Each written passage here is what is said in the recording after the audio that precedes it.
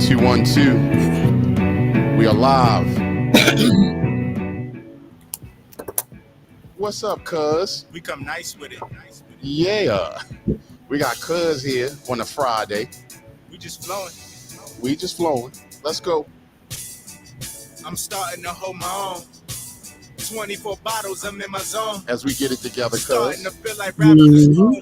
Get your girlfriend, she's attached, I'm on the road. Let me get this going here. Always calling my phone. Just got a text from her, she's so alone. Put my feelings aside, I'm getting thrown. In the book, just reminiscing on feelings, it's getting old. Uh-oh. History's in We the had making. a serious battle here, I'm cuz. done with But all brother-in-law, of ego, brother-in-law just edged out Marla again. Brother-in-law got him. Hold on. Gotta get the brother-in-law. Got him! Got him! He got you, Marla. What's up, brother-in-law? What's up, Miss Marla? What's up, Nate from upstate? What's going on, my brother? Salute to you doing on the motorbike thing. Yeah, man, I'm just an old head. Per my cousin say. I'm just an old head. Nothing. Thank you, Nate. I appreciate that, brother. She said she missed Miss Marla. Said she missed you, sweet Mama G. Oh, you missed me cutting you. I know. Bless your heart. Miss Christina in the building. Hello, Miss Christina. Shout out to Yummy Gummy in the building. Hello, Yummy Gummy. Let me see. Yeah. Okay. What up, brother-in-law? Yeah. All right. So we're gonna start this thing off tonight, right? All right. Now we got Cuzzy Mo. We're gonna see if we get Shimmy to pop up and see if we get XL and whoever else gonna pop up. But I'm gonna just let y'all know we're gonna be putting the hold on one second. We're gonna be putting the what is it? Topic. Yeah, the topic and the link to get on the show. We're gonna be putting it up. That's that 51-year-old thing. You just forget at times. You coming, cuz. Miss Christina said, "Are we sipping on something tonight, Crete?" Oh, no. It's just I'm forgetful. That's all. So, cuz, how you been? Yeah, I'm wonderful. How are you? I am great, cuz. I have no complaints. Just trying to keep things popping here. You know how that go. And we missed you the other day. We are happy to see you here today. Y'all did a wonderful job. Thank you. You caught up on some of it? I looked at it. Cool. Thank you, cuz. We had Pierce Elliott, which was the artist, and Nate from upstate said, "I'm Crown Royal." That's what I'm talking about. That purple, that royal purple, something else. So, but yeah, we was trying to hold it down for you, cuz, you know what I mean? So, brother-in-law said it was so peaceful Wednesday. It really was. It was a really good look.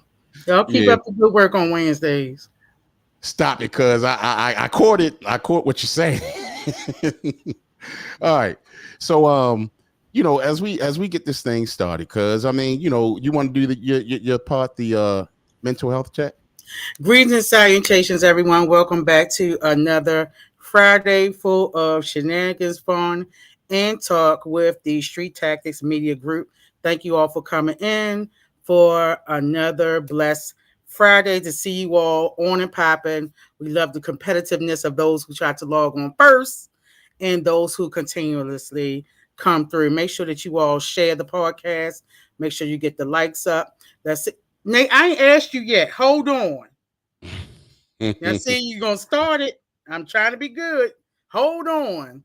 So, we are going to do our mental health check from 1 through 5, 5 being your best, your most fabulousness, wonderfulness, down to number 1, where you need self-care and support. We are not taking those zeros because we all are heroes up in here. So, and we don't have no losers allowed. So drop your mental health numbers. Thank you, Nate, for being number 1, for going in to give us a number 5 for your mental health check. We thank you so much. And drop your numbers. So, Crete, you look a little different than you did on Wednesday. I see we made it to the barbershop. You're trying to match your outfit with your hair. I did. So, how are you feeling today? I'm just fine, cuz stuff be happening, but you got to keep a smile on your face because people don't understand how powerful the smile is. The smile is very, very, very, very important, and it's very powerful. So sometimes when y'all find yourself in difficult situations or whatever, it can even be in a beef. A dude could be in your face now. Say what? Just smile. It's almost just as powerful as just getting naked. You know how sometimes you can't fight a naked person? You can't fight a smiling person. Just if he hits you, just keep smiling. But make sure you fight back. And those of you who are celebrating Mother's Day, happy Mother's Day. Some people do, some people don't. Yes, absolutely. Because there's a lot of, we got brother-in-law. Well, we're going to get to y'all files here in a second, but there's a lot of great mothers out here. And hopefully mother-like figures, even if you aren't a mother-like figures, because some people are aunties, grandmas, great godmothers. So not just birth mothers, but people who are in a motherly role. It does not mean you technically have to have birthed someone, because some mothers who birth people are not mothers. So those in motherly roles, those who are mothers, welcome. Happy Mother's Day weekend. Do what you need to do. Make sure you have some self-care and support if you aren't in that situation. And keep it moving. Keep, as my cousin said, a smile on your face. Absolutely. And you know what? Our cousin Bernadette said hello. Hey, what's up, cuz? How you doing, Bernadette? Good to see you on here. And that's from Facebook. So now we're gonna get to everybody in their fives, right? Okay, we had Nate from upstate. Yeah, he said he was a 5, and we appreciate that, Nate, for coming on the show being a 5. But let us know in a comment. Just give us 1 or 2 things, the reason why you're a 5. Brother-in-law said he's a 5. Brother-in-law, we appreciate that. We love to see our people in their mental health and just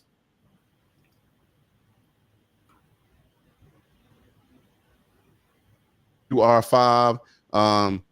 Nate from upstate said 5 again, Sweet Mama G, and you're welcome. And he got the laughing emojis. And we got Miss Marla say she's a 10. That's dope, Miss Marla. Creep. Yes, ma'am. I'm not sure about your internet. Okay. And you look blurry, or maybe I need to put my glasses back on, but you look kind of blurry.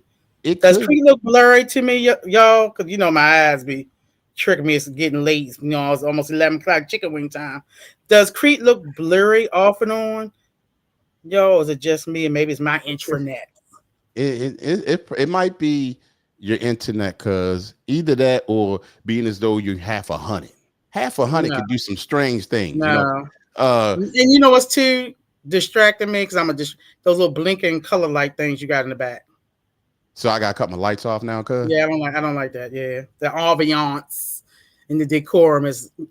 Yeah, he is blue off. Now see, Yummy Gummy said, I know I ain't crazy. I know I got a little cloud in my eyes. Well, I'm sorry, y'all. I'm the blurry man tonight. Nate from upstate. Who said that? Hold on. I should know. Happy Mother's Day to all. I shouldn't even pull it down because I know brother wants to conclusion. He said he's back clear. I see the Beijing. Yeah. Yeah. Cuz I mean, brother-in-law. I said nothing. Okay. I'm here minding my business. It's okay. Miss Marla said happy Mother's Day, Sweet Mama G. And Nate from upstate. And then Marla said no. And I'm just catching up. He's back at clear. I see the Beijing. And then Yummy Gummy said he's blurry off and on. And Miss Marla said, thanks, Nate. And and then laugh out loud, brother-in-law. I'm just trying to catch up with y'all. Nate from upstate, you Sweet Mama G. I guess he's saying you were blurry. He's perfect to me. Thank you guys. Okay. So now we're going to jump into something interesting today. Probably a little controversial, but I don't mean to be controversial. We just trying to learn something on here. You know what I'm saying? So that being said, yeah, cause we just trying to learn something. Hold on 1 second. Let me send these other things out here. Thank you for being a 5, Miss Christina. Good look. Right. So here's my thing, everybody. All right. So the topic tonight There's going to be kind of good job, Miss Christina, for being a 5. We appreciate seeing that. Now, the thing is tonight here, right, is that the topic tonight is relationship. All right. Relationship. See, y'all, it ain't me. It is Creep. Y'all better stop. Sorry, was ordering something. They're ordering me an Apple cord because Creep cut me off. I was ordering me another Apple cord. The Apple cord's like crazy. I don't know what's going on with their product. What is that? The Apple phone charger. I break the little things at the top. They get on my nerves. I had about 30. That's why you gotta step up and get the new iPhone that takes a Type C. I have those Type C's. I got Android and iPhone. It's just, I guess. Oh yeah, that's right. I forgot. My bad, cuz. All right, so there's the link. There's the link in the comment section. And Yummy Gummy said, Marla, Creep, your internet is going in and out. Okay, yeah, I gotta find out what's going on there. I'm hoping that it stops. If it does not stop, I'm gonna have to clip off and clip back. Please no clip. No, don't do no clipping, Lord. We've been on them clip days. All right. All right. We'll keep it there then, cuz. All right, so now, as I'm saying, shout out to everybody that's on Facebook watching. And shout out to everybody who's here. But our thing tonight, our topic tonight is relationships we need to know about, right? Now, hold up 1 second. Hold on.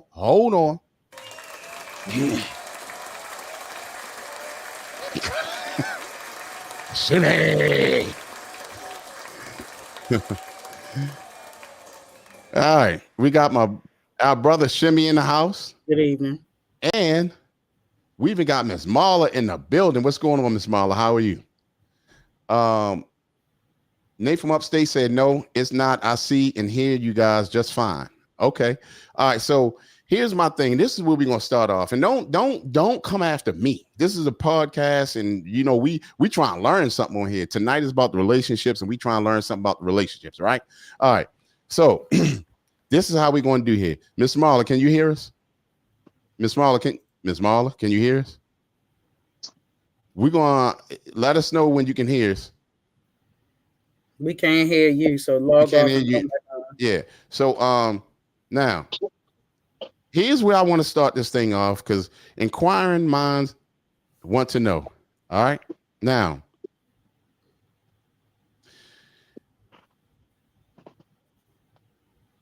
do you guys ever wonder? Now, let me ask you this, cuz. Matter of fact, I wish Miss Marla come back on. I'll ask you first. Hurry up, Miss Marla, come back on. Go ahead. All right, I'm gonna ask you. Cuz, do you ever find that black men have a problem approaching you? Yes. Now you done froze. I said yes. Again. Okay. Now, so with my chest, yes.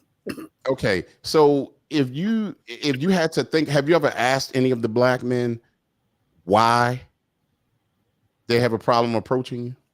Yep. So you want some of the reasons? Yes. I look mean.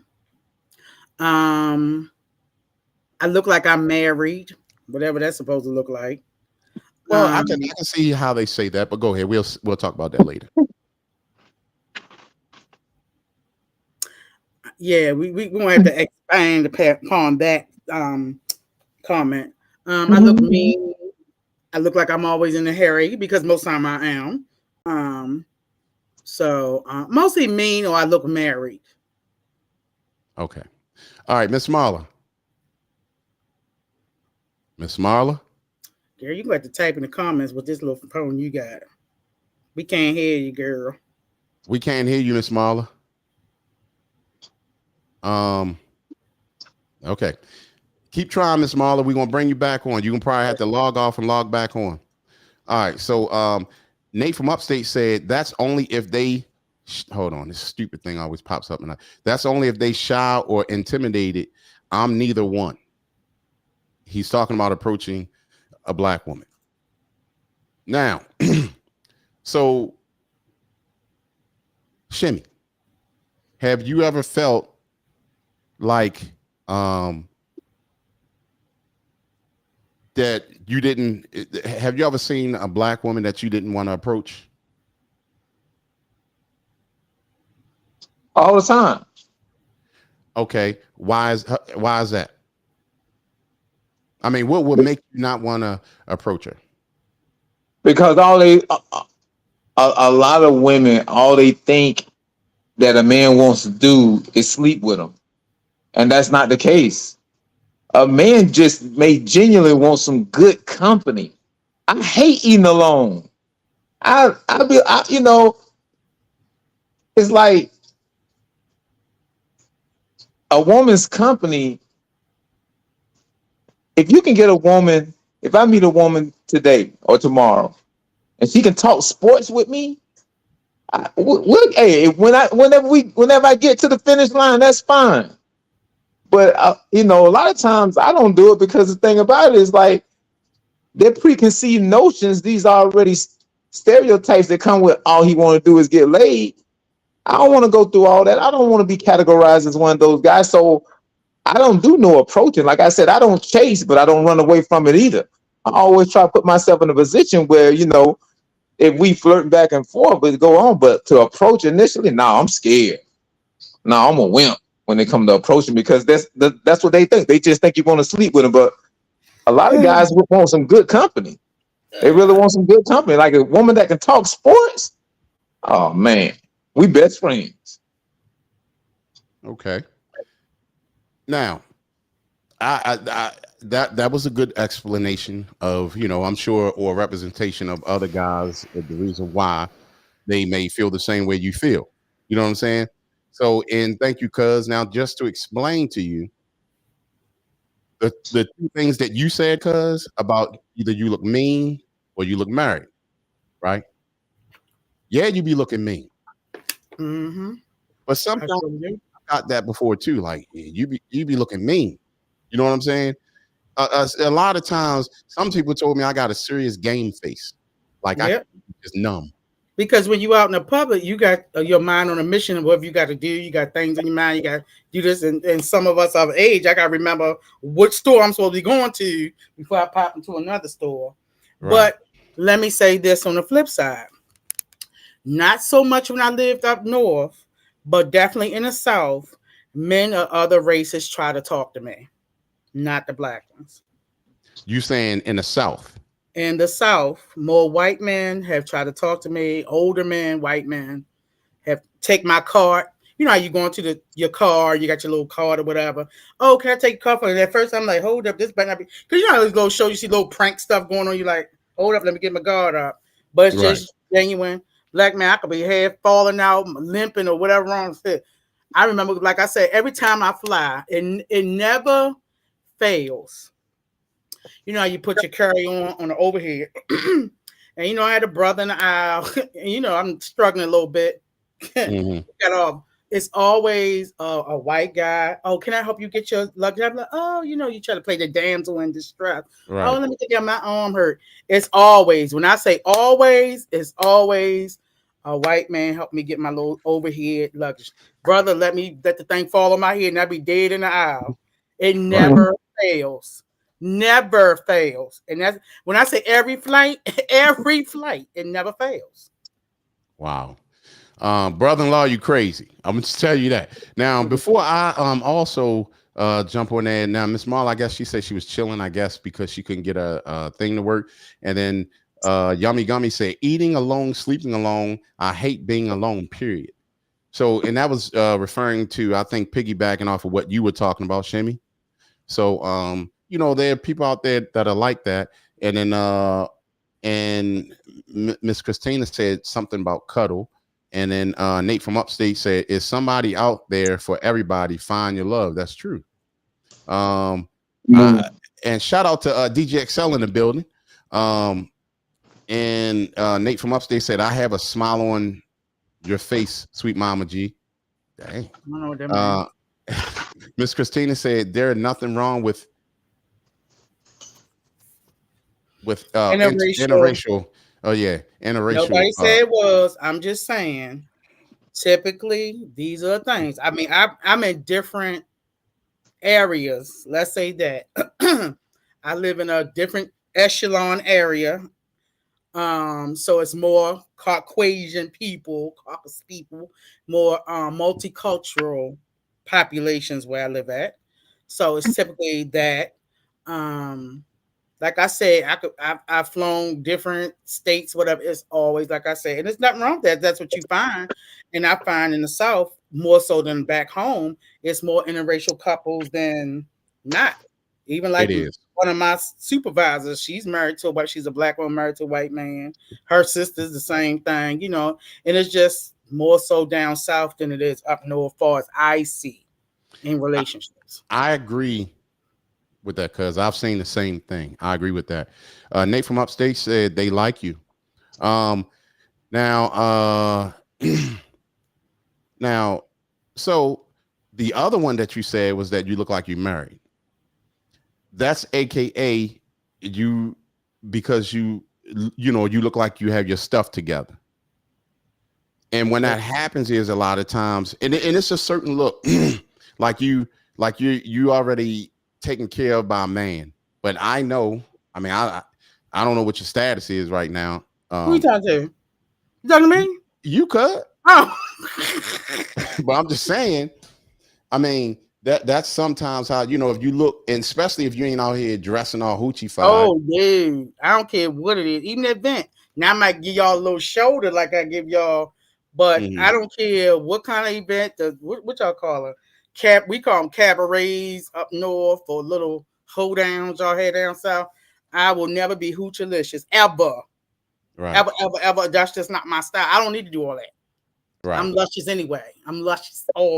Anyway. I don't need to wear the skimpy shorts and the Daisy Dukes and that's just not me. I've never been that way. You know, I might get a little split up the leg or something, but it's not gonna be all this hanging out. I just always been a classy, you know, person, no matter, you know, the venue or where I'm out. I don't do all that because even though I'm me, I still have a professional stance about me. People, you know, you have separation of lives. I just don't indulge. I've never have, even when I was younger.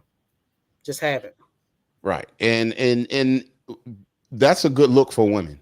Women need to cut out the half dress and stuff. Leave that for your man to see, not the public. You know what I'm saying? Yeah. I mean, unless you about that life, and which is a lot of them are about these days. They don't care about none of that. Because you can be classy, sexy. You don't have to have everything in the see-through and the nipples. No, and I'm of an age, you know, that I still don't need to drag. That has never stopped me from getting a man or whatever. So that's never stopped me. You know, if that's what you want to go for to advertise, that's fine, but that's just not me. Miss Marla, can you speak so we can see if we can hear you this time? Hold on, I gotta take my hair out, y'all. Go ahead, girl. Miss Marla, okay, we can hear you now. All right. So that wrapping that up of what you said, because now here's the other thing. Nate from upstate said, got to know how to live in your own skin. I love me some me. Miss Christina. Right. Nobody else will.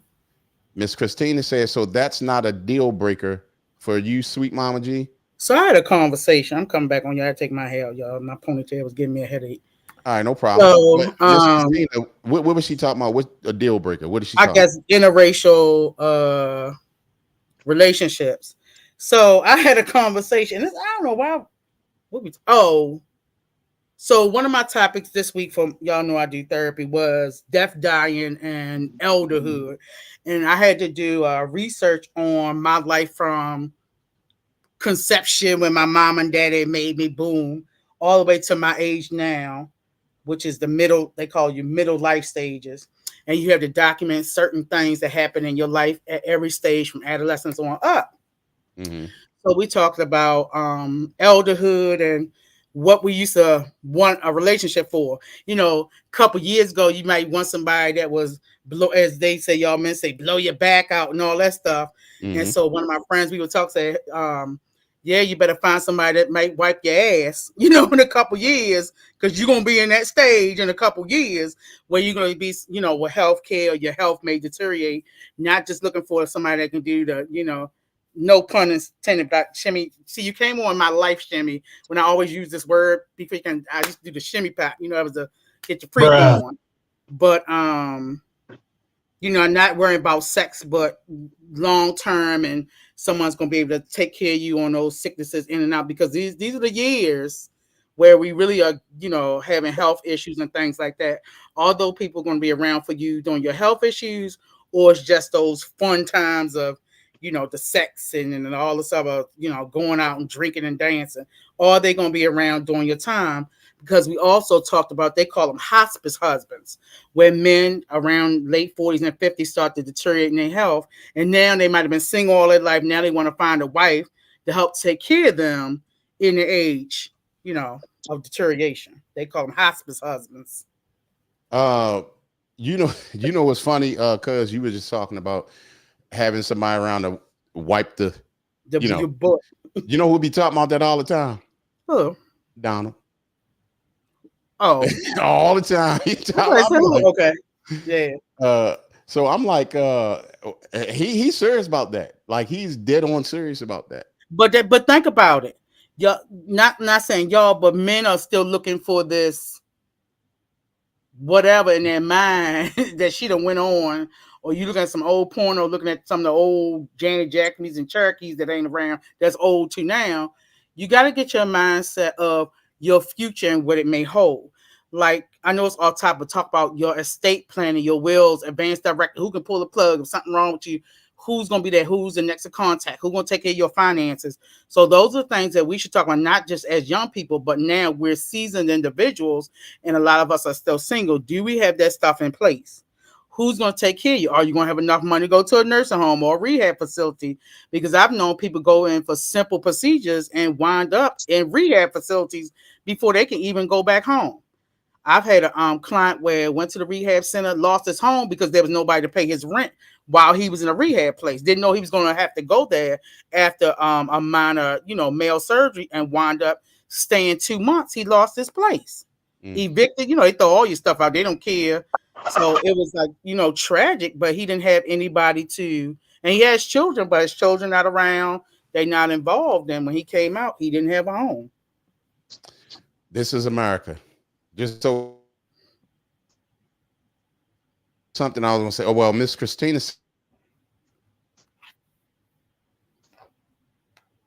We will welcome you, Miss Christina.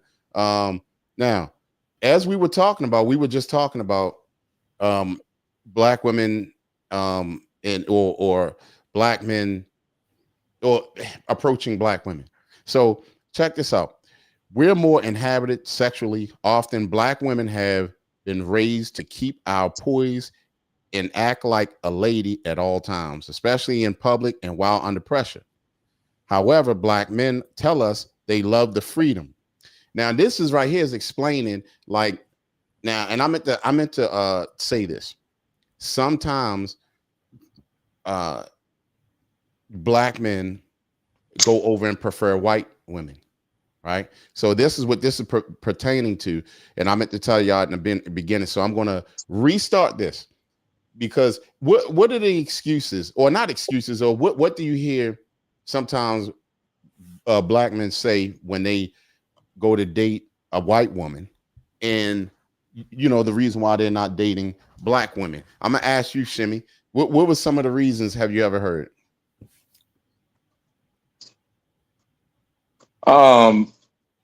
Most of the reasons I heard that the white women are not as aggressive, not as controlling, and less confrontational. Okay. All right. I mean, I've heard that as well. Now I'm going to get back to what I was reading. Right now, Miss Marla. Yes, sir. Before I step to this next question, I asked Sweet Mama G, has she ever ran into a situation where some men were hesitant or kind of afraid to approach her? Have you ever had that situation happen before? Nope. Okay, so they just approach you. Yep. No matter what words they are. Okay. All right. So so well, let me ask you this before I jump to that. Have you ever heard any of the I don't want to call them excuses, but have you ever heard? Have they ever told you the reason why they just go and approach you? That they wasn't afraid to approach you. No. Oh, you never heard? Okay. All right. So now I'm gonna jump back on what I was reading, where some why some black men prefer not to approach black women or to date black women, right? And it says we're more inhibited. Often black women have been raised to keep our poise and act like a lady at all times, especially in public and while under pressure. However, black men tell us they love the freedom and the ability to know their woman can be flexible and go with the flow in certain more spontaneous situations. And that may mean feeling comfortable enough to act out his wildest fantasies, knowing he won't be judged for asking.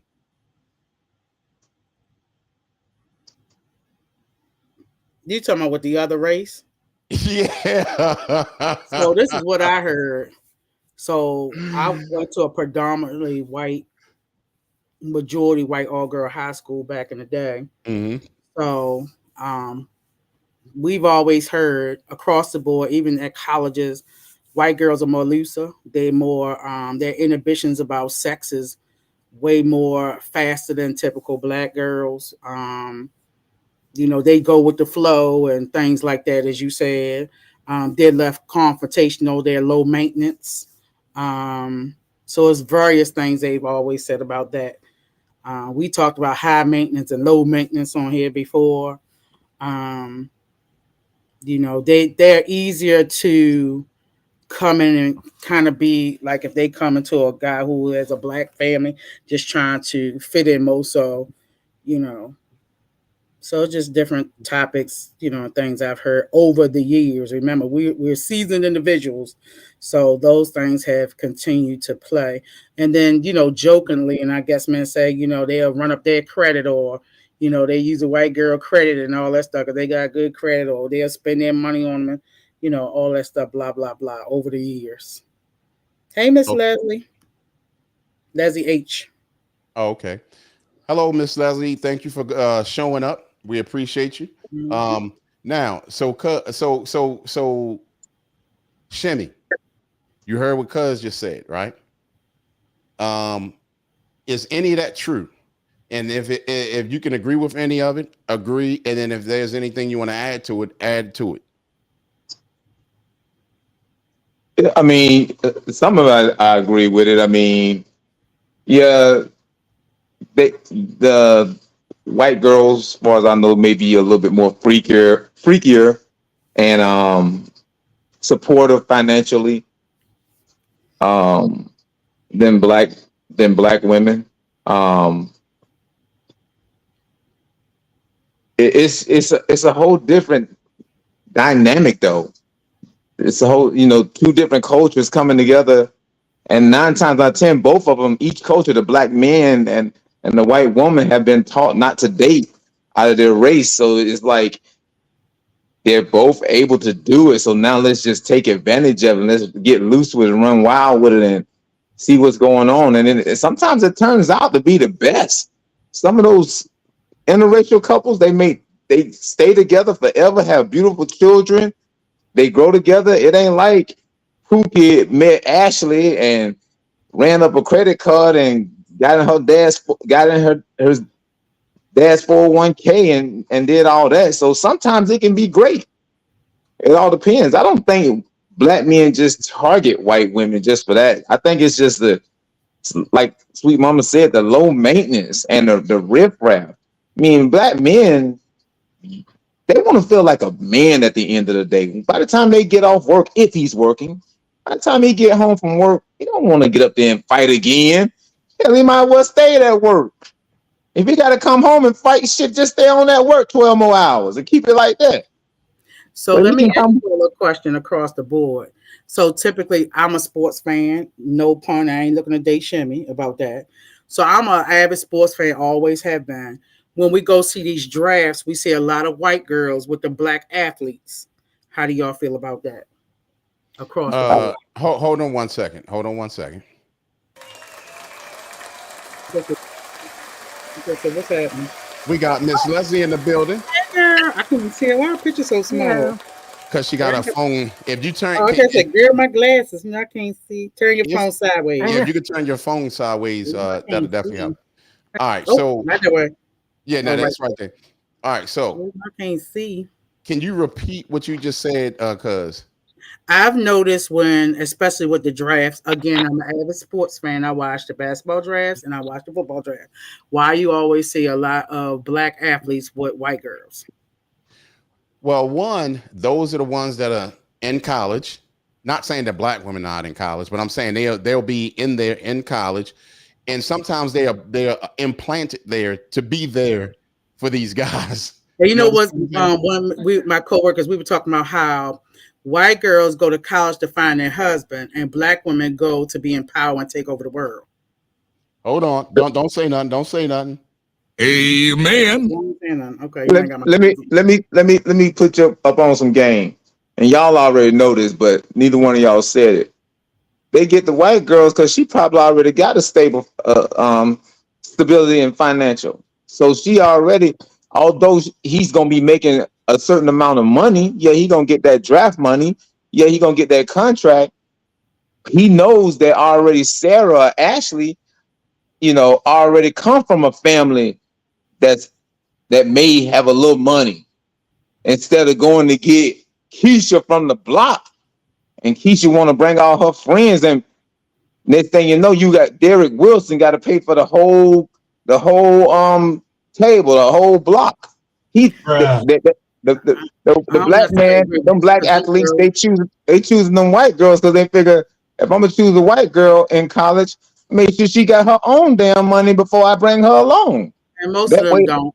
Them white girls don't look like nothing and like they came for nothing. I've watched and seen, and like I said, I'm an avid reader and sports person. They ain't got no money. But a lot of them are frumpy looking. They're not fabulous. So again, they're low maintenance. They can do what they want. Like I said, when they get to that sports money, they can do what they want to do. Sometimes it works out. Sometimes it don't. We've seen a lot of that, and in the game, then they turn and go someplace different. Okay. They may have a black girl originally and then divorce, whatever, and go to another race. Because not just the white women, we talking about bringing down the Asian women and everything else is now coming up through the ranks. Okay, let's say they don't. Let's say the white girl doesn't have any money. Is she still more cordial and docile? Is she still more passive, submissive? See, those qualities, those intangibles matter. She ain't got to have a dime. Long as she ain't. Yeah, but I also say with the other people, they will let them rule because they say, well, eventually I'm gonna let Jonathan do what he do because I'll be in the big house and have this and that. And where, not necessarily the black girl ain't gonna go for, you can F everybody you want to in the league, men or women, because it's a lot of that going around here and there. So Excel said, no, the white girl based on support and potential. The black girl typically want to shine. Ain't nothing wrong with shining. There's nothing wrong with bringing a sister. There's nothing wrong with picking a sister. You just got to pick the right one. Yeah. I mean, I think that's what any race. I'm not going to make it black or white. It's just picking the right person. Yeah. Some of them because guess what? If they don't sign that prenup, that white girl going to take their ass to the cleaner too. No matter what color they are, they're going to take them to the cleaners. Right. And I agree with that. But, sometimes it's funny. Sometimes even their parents will want them. And I'm talking about, let's say if it was a black young guy, even their parents would want them to go for a white woman. Well, also too, in the league, when you got that white girl in your arm, you going upward. Think about who the owners mostly are. They're going upward. They say the black girl or black woman that's with that black man gonna cause more issues. She's gonna ask more questions. She gonna be trying to, change his mind or where he's supposed to go with the league and what he's supposed to do. White girl just gonna be there. I'll give you a prime example.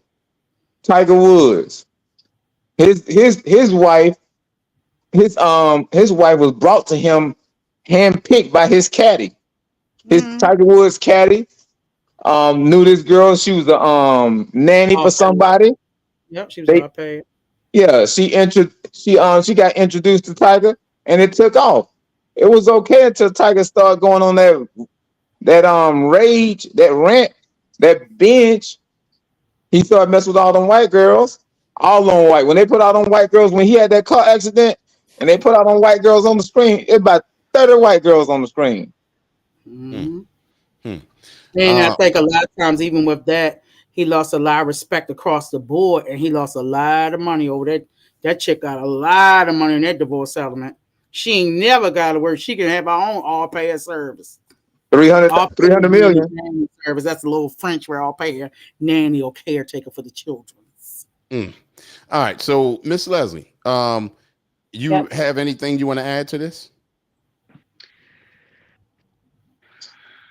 I don't know.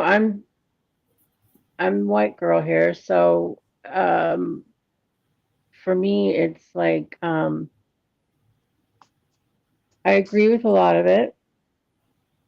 But at the same time, when I'm looking for someone to date, I don't want to say, I don't go by color. I do have to say, when I was married to a white man, and I prefer to date black men because of the difference in the culture. And I believe that black men treat women better in a lot of ways. We do. I don't know why we got this stigma of we don't. We do. Keep going, Miss Leslie. Yeah, you do. I'm sorry. Y'all going in. Oh. Huh? No, I said y'all was going. I'm just tripping out over here. But go ahead, Miss Leslie. Go ahead. I'm having a hard time with my phone. Okay. No, it's cool. But- go ahead. But anyways, yeah, I prefer the opposite, or interracial relationship.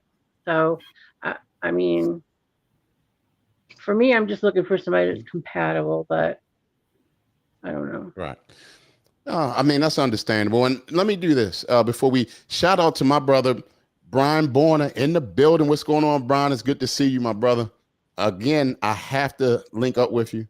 I'll hit you up after this, or I'll wait till tomorrow. Shout out to Atardis, my brother from up the way, but now he's down here. Shout out to you, my brother, and shout out to our cousin Alamont. Good to see you, cuz. Yeah. So, and that's all on Facebook. Now, it was something I was going to say. Now let's get back to, because it gets a little deeper, right? Now, y'all just heard what I just read there, right? Now, so we were talking about, like, why do you think sometimes, and everybody have their own opinions and they have their options or whatever they want to do. For me, it's not about white, it's not about black, Asian, whatever. It's about a woman. I look at them as the woman, as the person. If they're going to treat you right, if they, work with you or whatever, that's how I look at it. Now, the other thing is, now, 7 reasons why single black men don't approach black women. And I want for y'all to come in on this. And when y'all come in, I'm just reading this and we're going to comment on it. Hold on one second. Hold on.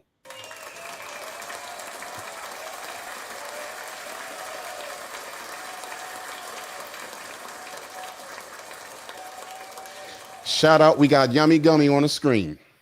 All right. Can you hear us, Yummy Gummy? Hello, Yummy Gummy. Yummy Gummy. Miss Christina in the building. Hold on. We got a whole crowd tonight. All right. So here's my thing. We're going to go into now. Nate from Upstate said some do, some don't. That's reality. EJXL said she want that pound town. And y'all crazy. All right. So I guess Yummy Gummy will come back on. Miss Marla, are you still there? Yes, I am. Man, we ain't never heard you this quiet. Make sure you jump in. I will. All right. So 7 reasons why single black men don't approach black women. And remember, we can conversate on all of this. 1, we went straight to the source, right? We don't seem like they say that black women don't seem as fun.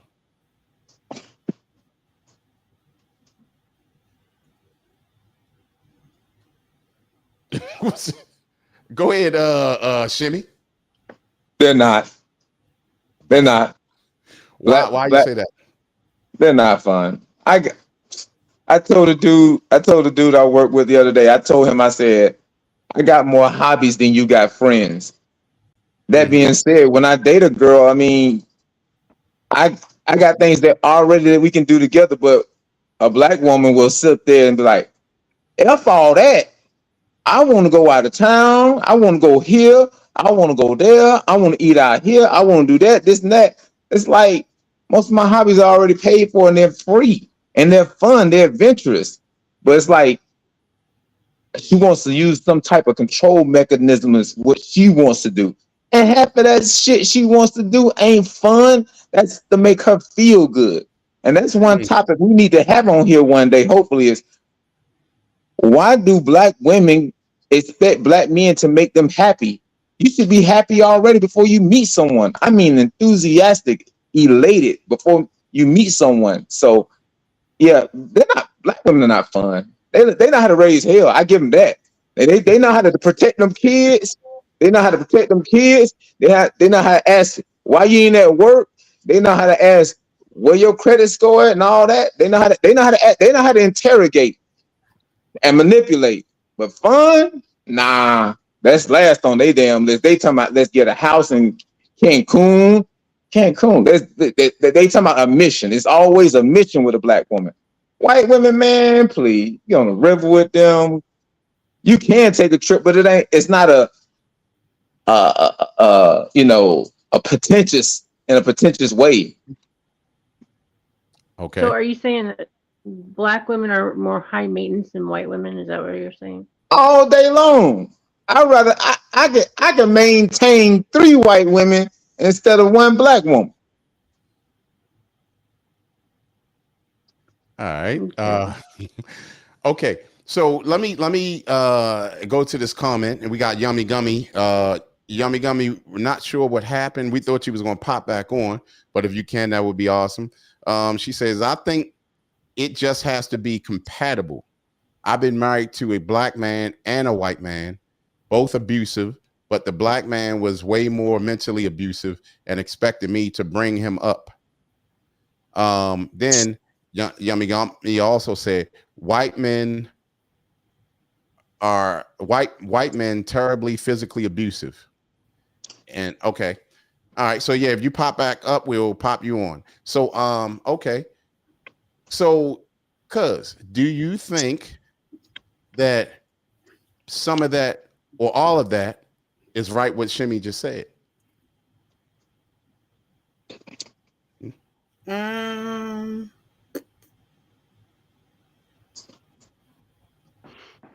Probably. Okay. And see, let me say something. This is why I love my cousin. As I'm thinking like different women that I know, I'm scanning like, yeah, we're not gonna do with so much. I think we don't necessarily want to be adventurous because we depend on where you're from and things, or we weren't exposed to doing adventurous activities. Not all of us are going to be into archery and skydiving and jumping off a cliff and bungee jumping and all that bullshit. That's not. I come from a dangerous city where I had to duck for bullets, so that was my knees ain't gonna get me jumping out nothing too fast nowadays. But but there are some of us black women who are interested, like you say, in the sports. And I'm an avid car fan. When the car shows come, I go and watch games. So it's a lot of us out there. But then when I start talking about sports, they want to treat me like I'm a damn homeboy. I'm not your homeboy, even though I know sports stuff. That when a black woman start talking about sports, or like I'm interested in doing golf, I took a little golf clinic. That's where your new people are at. And I go to the gun range, and I went to the gun golf. I took a little golf clinic. That's where your new people, where I went to the gun class, thinking there's gonna be some men at the gun class to get my gun and pistol, and it was Hispanic men and old men. I'm like, okay. So there are some of us, but I'm not jumping out of shit. I'm not getting drowning me. I ain't doing none of that. No. But there are some things that we like to do. Like for me, I'm low maintenance. I like Dave and Buster's. I don't know if that's supposed to be high maintenance. Like I said, there's things I don't know if I'm dirt biking, I'll fall my big ass off the back or whatever. But there are some things we can do. Some things you just need to be hanging with your homeboys. But some of us ain't worried about going to Cancun all the time or whatever. It's just like you said, you gotta find your match. Everybody ain't for everybody. Okay, and because I really appreciate you being upfront and not trying to cover stuff, you was being real. You know what I mean? And a lot of men think maintenance, like I maintain me. I don't have to worry about, somebody say, well, it's nothing you can buy me that I can't buy myself. You know what I'm saying? If I want to go to the bathroom, I'm going to go get a bath, I'm going to get my hair done. That's me. That's why I work and do my hustle. I don't have to wait for no man to do that. Now, if he offer and want to give it to you, that's fine and cute too. But I'm not saying as soon as I meet you now, I need my toes done, my hair done, my nails done. I need to get me a bag. I need to get me an outfit so we can go out to eat at this expensive restaurant with the nasty ass food anyway. So, you know what I'm saying? I'm low maintenance. I don't know if some of y'all are not on my Instagram, but I posted food. I cooked for my coworkers. I made jerk chicken. My cousin, he liked my pictures. My little jerk chicken and cabbage, and I do that for coworkers. So it's not like I'm high maintenance. They think I am when they see it, and they're like, "Oh, Kelly, I'm cool. I'm a cool type of person." But people see like, "Oh, I may be high maintenance," but I maintain me. Okay. I maintain me. I don't have to worry about no man. That's why I work, because I maintain me. Miss Christina even said she go this back. She maintain herself and she treat herself. What's wrong with that? Treating herself to her little nails and her toes. Right, Miss Christina. You told us you was low maintenance, and we appreciate that. Tell us more. Miss Christina be getting her little hair dyed and stuff. We be seeing her. I mostly just like getting pedicures. I don't get my nails done. Just my feet. Nothing wrong with that. Oh, okay. All right. That's what I'm talking about. So let's go to the next one, right? The next one is this is 7 reasons why single black men don't approach black women. The other one is look like we can't be like you don't want to be bothered. I guess that's me. I don't want to be bothered. I'm tired. Okay. And I think a lot of times that in probably one of the 7, we remind the black men of their mothers. That's probably on that list. Controlling, demanding. So they're like, oh no, she must like my mother. I don't want to deal with that. Certain things we want or command, like you need to clean up, you need to do this, and I hear my girlfriends or talk to their husband, well, you need to do this, you need to do that. It's almost like, how you tell your children, you need to clean up your room, you need to do this, you need to do that. So almost probably like their mother. Right. Shout out to my big sis, Erica Turner. What's going on? We see you just popped up. We're just getting started here about this. We're speaking on black men approaching black women now, but we have Miss Christina, where I want to ask her now, Miss Christina, do you do guys ever tell you the reason why they approach you? Do you get a lot of men approaching you? They say I have really pretty eyes.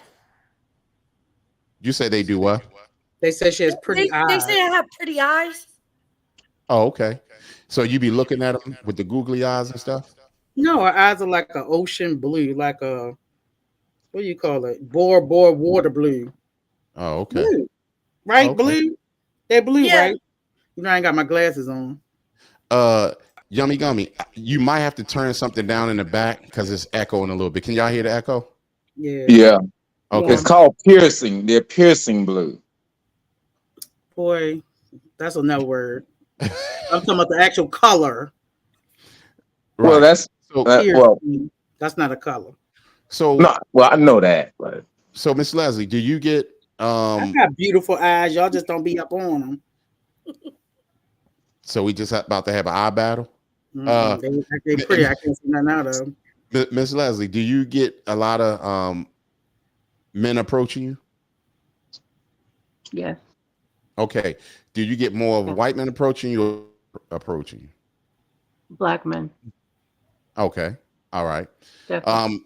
Does it seem like it like, say for instance, let's go back to when you were 30 years old.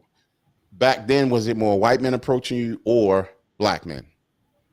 Well, I was married then, so. But that still don't stop guys from approaching you. True. I'd say white back then, but that's because of where I lived. Okay, so now you get more black men now. Okay, all right. Yummy Gummy said didn't have anything on. I'll just stay here tonight. No, just actually come on because it was try it again because it may not echo this time. It just had a little echo and it was making everybody echo. You may have to hit that button in there so that it says, I forgot what it says, but so it won't echo. Shout out to Goldie in the building, just popping in as well. We would love for you to come on. We are actually here live on YouTube if y'all want to see the real show. And y'all can log on as well. Now, so we're still on 7 reasons why single black men won't approach black women. Now, the other one says, well, that one was just saying that they look like like they don't want to be bothered. The other one is they don't offer enough support. I knew it was. All right, go ahead. Support. I mean, go ahead, yo. It's tough. When a black man approaches a black woman, he is already prepared for rejection, and he's prepared for rejection. But he know it can turn into war. I mean, it can almost get ugly. Being supportive, they're not going to be supportive. Actually, they're going to be combative. And if they're not combative, peacefully, they may be more competitive. They may be more, like, what you got? What do you do? Where do you work? How much do you make? I mean, it's like, ma'am, how you doing? I was just seeing how you were doing if you were married, you know. What are you doing tomorrow? You know, I DJ over here, I work over here. Come out and see me or whatever. I got a podcast. And I ain't got time for no podcast. Why you worry about that? Why? I mean, it's like it can get ugly just by approaching a black woman. It's scary. Yeah. Now, Goldie said, hey, y'all, happy Mother's Day to all you mothers on there. And she's saying that from Facebook. All right. And much love for that. Like I said, if you guys, I mean, you can stay here on Facebook and watch live, or you can just come on over to YouTube at streettacticsmedia.com and come on live there. So now I've seen that, but why do you think that happens, Shimmy? Why do you think that happens? That it could get ugly just by approaching? Well, I will say this, being that the black woman got to go out there and, you know, get it out the mud and work and stuff, and she may not have support around her. She may not have nobody supporting her, helping her. So I understand that her having to fight alone and, you know, be independent. I get it, but don't take it out on me, ma'am. I'm over here fighting too. If I want to get to know you and I'm trying to get to know you, you single, I'm single. Let's talk. But it's like sometimes a lot of black women are so frustrated with themselves, they ain't finna show no love to nobody else. They ain't got no mercy for you. They savages. They ready to chew you up and spit you out, all because of what they're going through. Ma'am, that misplaced anger, I don't deserve it. I just said, how you doing? With my smile, I'm trying to figure out how you have a frown. Okay. I'm going to put the link up in the comment section for anybody else that wants to come on. You can come on camera, or you can come on and you don't have to have your camera on, but we would love to hear your input on this conversation. Here's the link in the comment section. It just popped up if y'all look. Now, so Can I share something? sure. Me and my pastor last week, we were going into a gas station, and there was a black lady, and we opened the door for her, and she's like, I can get my own door. And we're like, whoa, like, you know, it just kind of freaked us. Well, my pastor's a black guy, so. Bruh. Okay. So, yeah, so you were saying she had some type of attitude. Mm-hmm. Okay. Now, that can happen with anybody, but I get what you're saying. It could, because we're having tough days just living in America these days. You know what I'm saying? So, but I do understand what you're saying. Now, shout out to Master Self-Love Inside in the building. We are great and happy to see you. And the comment is anyone on the panel in a relationship? Are you guys in a relationship? Hold on. No. Don't be trying to drink no water now, cuz. I'm in a relationship with Jesus. Bruh. All right. Shout out to Demetrius Johnson. Thank you for coming in. Great to see you. Awesome to see you come on and say they're intimidating. Okay, so you're saying that black women are intimidating. Can you agree with that, Shimmy? Not necessarily, because the attitude of the average black woman, I get it. They're not a real black man ain't gonna be intimidated. We gonna roll the dice. You know, when I shoot up the Publix, I walk in Publix and I see all them beautiful women, I'm thinking like, okay, whoo, I can't talk to this one, because if she say no, then I go to the next aisle and try to talk to the other one. See me talking to her, so it's like, nah, no, there's no intimidation. There's sometimes it can be like you're just not in the mood to get turned down. You want to say something, but you're not in the mood to get turned down. You know she's single. 9 times out of 10, they single. No, I agree. Shout out to my big sister. What's up, big sis? How you doing? My big sis Leslie. She said, "Hey, Bird. Hey, Cuz. Hey, Shimmy." Also, shouts out to our cousin Bernard in the building. Cuz he said, "Hi to my cousins." What's going on, Bernard? Good to see you, cuz. On Facebook here. So I get what all of y'all saying. Now, I'm going to speak this. Now, a lot of times, black women have to go through so much. You know, us as black people have to go through so much. A lot of other people, their privileges are a little bit more better, right? Or a little bit more graceful to them. So we having to deal with things on a harder, higher level. You know, it's a little harder for us.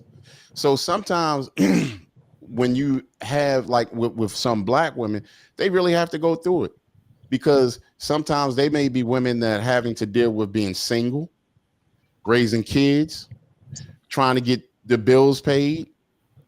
And then let alone, how did they grow up? What kind of mother did they have who raised them?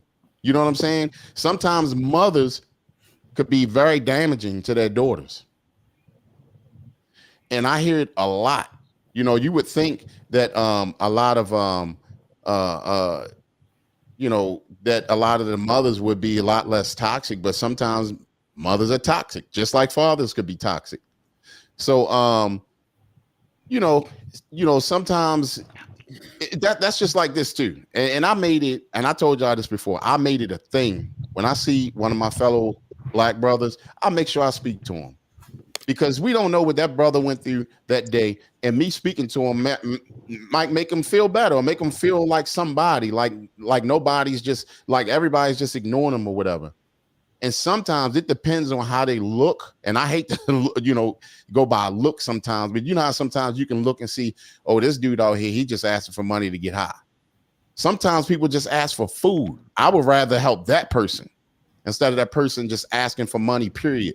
Sometimes I may help them with food and money, you know, because we all go through a lot of hard stuff in life. So, but, you know, a lot of times with black women have to really go through it, unfortunately, you know, and that's just like back in slavery. How was that? Most of the black women were out in the fields with their husbands and kids working, where a lot of white women was sitting on the porch looking and they didn't have to worry about nothing. So that's Trump or read the book or listen to it on Audible, the Willie Lynch letters. It's going to explain a lot of reasons of what we're talking about right now, because the method that he put together, he said it would last. And he's no God or nothing, but he was right. He said it's going to last for at least 300 years. And a lot of that stuff we're dealing with right now. And they're talking about what they did to the black man and what they did to the black woman. And so we all need to educate ourselves on that as well. But anyway, let me get to this other one. And like I said, that one we just went over was what was that? It was they don't offer enough support. Would you agree with that, cuz? Okay, so I think when we if you're supposed to be the leader, why are we supporting you? If you're talking about supporting that you're a hardworking man coming home every day, yes, that would be a good thing. But we have supported dreams, hopes, aspirations, and we want somebody to come to the table, as y'all men say, our famous quote, without us having to support you through careers and you gonna be, and no pun intended, a 50-year-old DJ, a 50-year-old rapper. I've met so many boogers in my age group of 50 plus that still trying to be gold tooth rappers, or they're CEO of everybody entertainment that we never heard of. Well, cuz you know some of the dopest rappers right now in their 40s and 50s. Now, come on. I ain't talking about old school who built a career. I'm talking about you just trying to get started. Yeah, I ain't talking about the old school that's now old. I'm talking about the old that's being old that's trying to come out. Yeah, so it's just a lot of these dream catchers they trying to be, and we tired because that's not gonna pay their bill out here. You trying to be a star. I'm gonna work at the warehouse, but guess what? I'm on the entertainment. I'm gonna come, and that is wonderful. But that person's not for me. I'm sorry. I need more of my mind stable because that's not stable for me in my thought pattern. Right. Now, Master Self-Love Inside, which is actually Goldie, said, despite all I've been through in life, I'm always pleasant. I love to smile, laugh, and meet new people. I dealt with childhood trauma and raised my kids as a single parent. And see, that's the stuff. I mean, a lot of women go through that, but it's you know, each one of y'all all have y'all own. Hold up, somebody's thing is making an echo, but everybody has their own story. You know what I'm saying? So it takes a lot of strength. It, Goldie. Yeah, definitely. Thank you for sharing that. And you have to have a strength to go through that. You know what I'm saying? So sometimes it molds you as a person, but you have to remain to smile, like we was talking about in the beginning of the show. Smile, even when things are bad. Just smile. Absolutely. Smile. And you have to surround around yourself with people that's going to give you that sunshine in your life. Not every day everybody feel 100%, but that one friend or family member that can make you smile, laugh, crack up about something, you need to definitely keep them in your lives. Right. You don't supposed to wear what you're going through in your life on your face. That's what they say. It's old school. Right. Now, Miss Christina, you have any black friends? Yes. The pastor. How many? Several. I know you do. I'm just joking with you. The pastor's black. What y'all? Yeah. Why you hanging? Why you hanging out with your pastor? Hold on. He's right down the street from me. He picked me up on the way to church. Oh my goodness. He picks you up. Okay. All right. We go to a small church. Ah. I wanted to do hood rat stuff with my friend. Wonderful. Okay. So it having that kind of support is really good, Ms. Christina. That is good. So Can I say something real quick? Yeah, sure. Go ahead, Miss Leslie. I have a lot of Black friends, and one of my friends, I went to church with them, and I was the only white person in the church. Mm-hmm. They welcomed me with open arms, like, you know, but I was really sad because I can't say that if I took my friend to a white church, that it would be the same. It probably wouldn't be. You said if you took your white friend to a church. Or your black friend to a white church. My Black friend. Got you. Yeah. Nah, and I agree with that. I totally agree with that. Here's what here's what, and I'm not saying this to be ill or to be mean about any person, because you know the race, we talk all this white, Black, Asian, blah blah blah, Mexican and all that. We're all the same people. It's you know, the white race, Black race, it's one race. It's the human race. You see what I'm saying? And like, we really need to get off of that other stuff, whatever.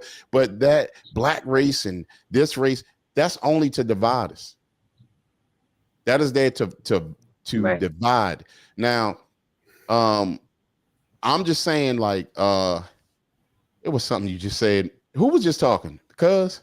No, Leslie. Yeah. Oh yeah, Miss Leslie. So yeah. Oh my gosh. I experienced that, and that is true. That's very true what you said. Like, because when you go to a Black church, we don't care. Just come on, girl, shout. You fall out, we're gonna get you. We're gonna throw a little handkerchief on you. We want your tithes and offerings as well. Your money is always green. Listen. And here's the other thing that I want to say. No disrespect to no other race or anybody, you know what I'm saying, but us as Black people, we are naturally loving, we're naturally accepting. How in the world do y'all think a lot of these people got over here? They trusted certain people, and it ended up costing them their freedom. You see what I'm saying? So Yummy Gummy has some, she says that I've been the white dot in the Black church before, and they are so friendly, and she's right. In white church, boy, the looks will fly. Mm-hmm. And that is crazy. That's absolutely crazy. And that was Burn. I already said that, though. He said, I want to say also hi to my cousin's sweet mama G. So now it was something else. You know what? I had something that I pulled up. Actually, I saw it on YouTube, and I'm gonna have to show y'all in the weirdest way right now. But I want y'all to see this because it's actually pertaining to what we're talking about right now. But I'm gonna have to show y'all like in a weird way. I could pull it up on the screen, but I just don't have the time to right now. But hold on, let me see if I can find it real quick. You know, it wasn't until college that I really learned about how horrible white men were throughout history. You don't learn that in grade school. You know what I mean? What did you learn what did you learn? I mean, just some of the wars, some of the battles. I mean, oh yeah. You know, with the Indians and, you know, Black people, just horrible things. Very murderous. Yeah, very murderous history. Now, I'm gonna show y'all this, right? I'm gonna see if I can get y'all on here, but hold on, Miss Marla is coming back on. But let me see if I can get y'all to see this. Hold on one second. Hold on. I'm 57. I've ever been homeless. I'm 57 years old. First time I've ever been homeless. Yes, it has opened up my eyes to how cruel the world can be. Yes, sir. If it was not for the African American community and the Latino community, I would have starved to death by now. Man, I got you. White people are cruel and they're not kind. Black people have fed me, let me come in their home, gave me a shower, let me sleep on their couch, bought me underwear, socks, and clothes, and I'm so grateful to the African American community. God bless y'all. God bless you, man. Hey, I'll see you soon. Let's get it. I'm 57 years old. I thought that was interesting. You know what I'm saying? But my point of that is that a lot of times us as Black folks get this stereotype that we are violent, we are robbers, we killers, we this, we that, we cannibals. But in fact, some of the most caring people, you know what I'm saying, and loving people. And Big Sis said, hey, Shimmy, Concrete. Hold on one second. Just thank you. Hey, Shimmy, Concrete has black sisters with no attitudes, but we can just like any other race. Race women. Where do you think Karens come from? Their attitudes give them that name.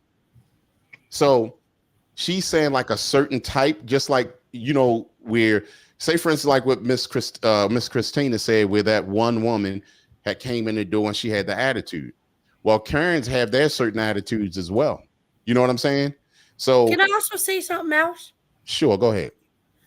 Okay, so I have noticed that black people would take in their family members more than a white family would. I've been homeless before, and my family wouldn't even say, okay, come back home and get on your feet. They just let me be homeless. Right. And it's sad.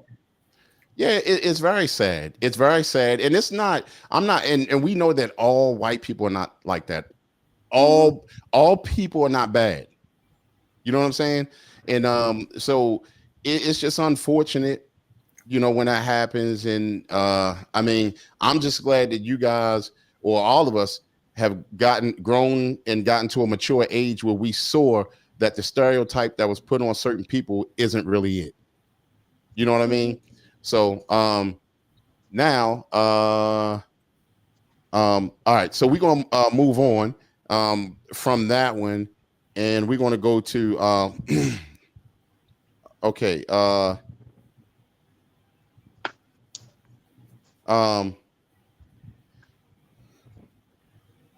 a matter of fact, it was something else. Let me get to this other one though. So now Shimmy, oh, hold on one second. Big Sis said Shimmy speaks as if he really has dislikes for black women.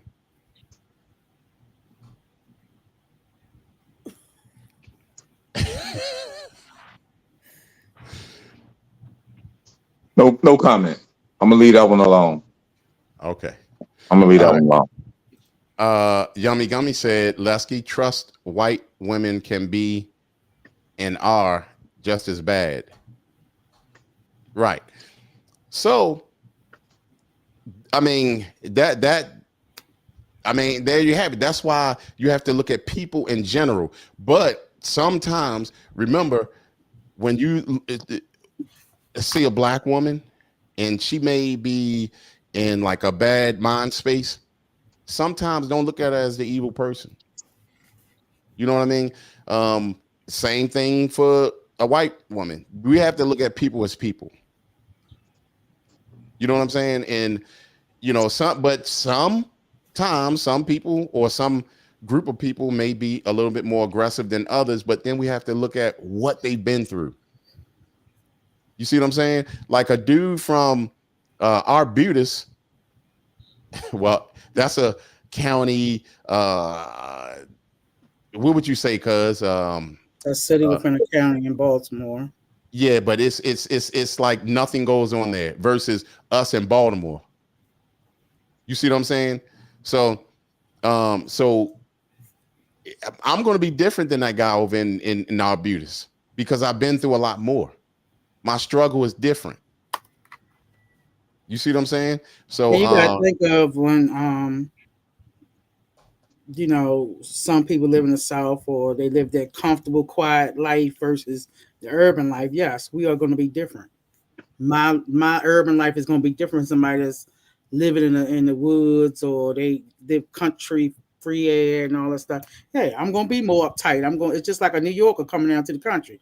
They more uptight. They this, they that, you know, whereas some people are more laid back because they haven't had, you know, to live in certain areas. Mm-hmm. We always on a, you know, so we looking around or what have you. So, well, let me ask you this. Oh, go ahead. I'm sorry, Miss Liza. Go ahead. Oh, I was just gonna say, I had a friend that told me this was during COVID, and they had to run back to their house to get their mask because they forgot it. and they were running, and they said they got stopped by the cop just for running back to the house. If they would have been white, I don't think that would have happened. Right. You know, it's crazy. We see it in front of our face all of the time, and that's why sometimes I was talking to somebody earlier about the movie Crash. You ever seen the movie Crash? That was a very powerful. Y'all need to see it. Very powerful movie, and basically it was about like racism, but it was very powerful. Now let me catch up with some of the comments. Yummy Gummy said, Lusky, trust white women can be and are as bad as black women. And then Goldie said, I'm black and I'm proud. And Lusky said to Yummy Gummy, yeah, oh, I know that. And that was for you, Yummy Gummy. I agree with you. And Miss Marla said, I hate some men compared us women. What do you mean by that, Miss Marla? You saying you hate that? Just tell us what you mean. Yummy Gummy said, yeah, it's all cultures. Some women, no matter the culture, are just aggressive and need to be in control or want to be trophy wives. And that's true. But here's the thing that I was talking about culturally and everything, but what about the household? Sometimes the household create an aggressive woman or an aggressive guy, you know, the upbringing of them. Miss Marla also said, I have seen it, Crete. What did you see, Miss Marla? Now on a flip note, aggressive. She's aggressive. Why do you think so though? Oh my gosh. My brother-in-law, Saint, I don't know how he does it, but she would he'd be working hard all day, come home, sit down to eat dinner, he'd be looking at his phone, and she would say, no devices at the table. I'm like, this is a grown man.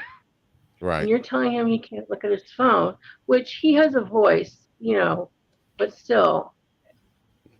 Right. Yeah. No, I agree. Sometimes some women jump out of their place.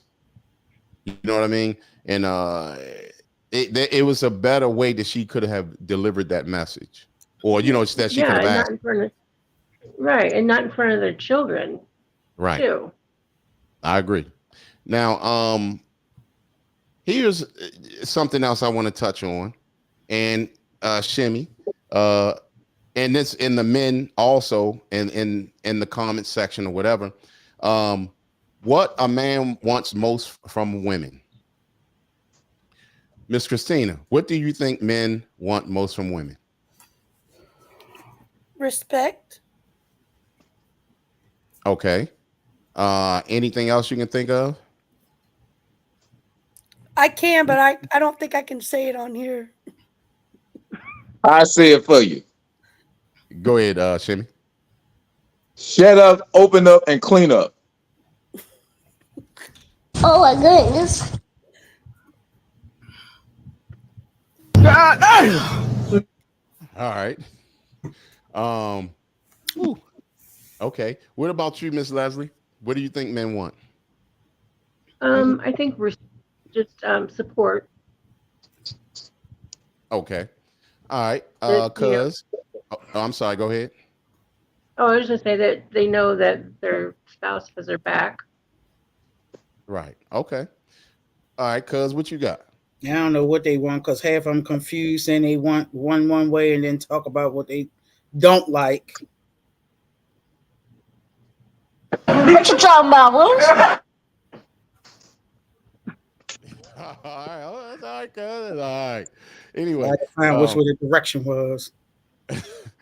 So, Yummy Gummy says sometimes men just turn us sour too. So it's not always how we were raised or our culture. It's the man that turns a good woman sour. Boom. I can agree with that. Sometimes men could turn women sour, but also most women or human beings should be accountable for their own actions and their own ways. And I'm gonna say the opposite. Some women can turn men sour. That's he could true. have been a good guy, but all the demands of being in a relationship that made him different or change up his demeanor. Say, you know, I don't even want this type of person. She done ruined it for the whole culture. Let me change up. Let me see if I can find somebody different. Then that's why they go out and they find somebody different. Mm-hmm. Okay. And I agree with that. And then Yummy Gummy also said, and this is pertaining to what I asked what men want. She said peace. Yes, most men want peace. Definitely. Peace, I always say, is priceless. Goldie also said you have a passive woman and you have a stronger woman than you have that woman that's right in between. Also, Goldie said men want a mother or their mother. Can you agree with that, Shimmy? There's so many different levels of that. Now, the qualities that my mom has, as far as being firm, clean, cultured, religious, I want that. But my mom was super aggressive, and I damn sure don't want that. My mom was she wasn't super aggressive. She just was very strict. So I don't need somebody being so strict with me because I got that for 18 years, then went into the military. So I don't need any more strictness and firmness.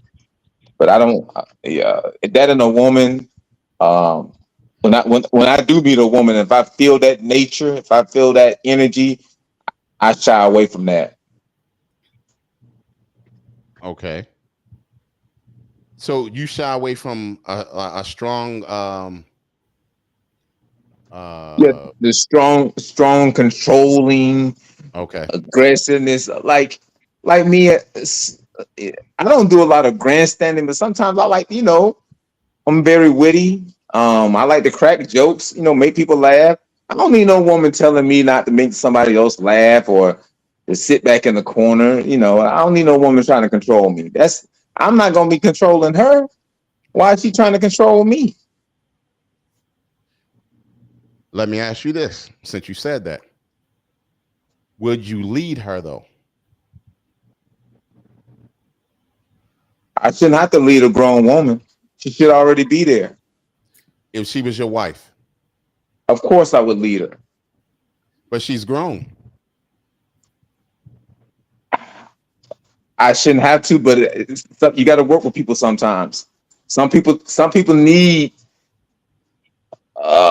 some people need good leadership around them. They think they know what they're doing. They think they can make great decisions. Yeah, you made it this far, but that don't mean it was easy for you. I may have a much easier way. I may be much more resourceful. It's so many things I have to offer as far as being in leadership, being a man. I know the consequences. If the house falls apart, I'm going to get the blame. So yeah, you're going to have to follow my lead. And if you don't want to follow my lead, then we can't be together. Right. Shimmy, just get a whoop. Just whip her. I have a trivial question. I wanted to do hood rat stuff with my friend. Go ahead. This drives me crazy. Do you expect your woman to fix your plate of food for you when you eat a meal? Who, me? You asking who? Yes, in the panel. Yeah. Me? What about you, Shimmy? No. Okay. I say yes. Thank you, cuz. I mean, do you see You want to know why? From a woman's standpoint. Uh-huh. That's one of your duties. I'm gonna put up there. Yeah. You don't want no other woman serving your man. Say you're at a Thanksgiving dinners.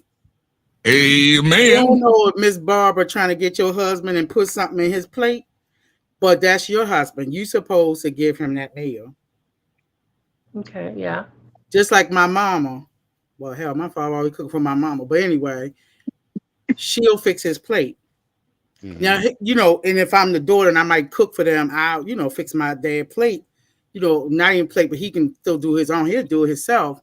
But any man that I have, I'm going to fix the plate. I'm going to fix the plate to go. We take him to, to go. I'm going to make sure that's taken care of because I'm taking care of him. I know what he like. I know how much he like and how he like it. That's what I'm going to do for my man. Amen. Ain't no other discussion. Ain't nothing else. I'm wrapping up that chocolate cake. I'm gonna get his Pepsi, his little Corona, whatever. I know. And I'm like, oh no, I got it. Don't even worry about it. I got it. And that's what you let them know. You don't let everybody make the plates. Don't do it. Don't. Don't I don't know if the the culture. fruit cake now, Mama G. Say that again. The fruit cake. Girl, we don't eat no damn fruit cake. You black people. Bruh. That's a damn door stopper. I hate that little ugly fruit thing. Bro. No, we don't It eat was that. a joke. Yeah, we don't eat that.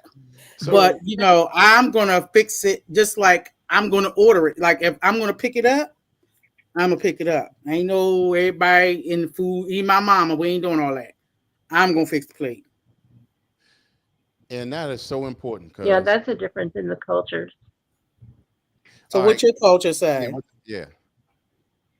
I mean, white women are like, I'm not getting your plate for you.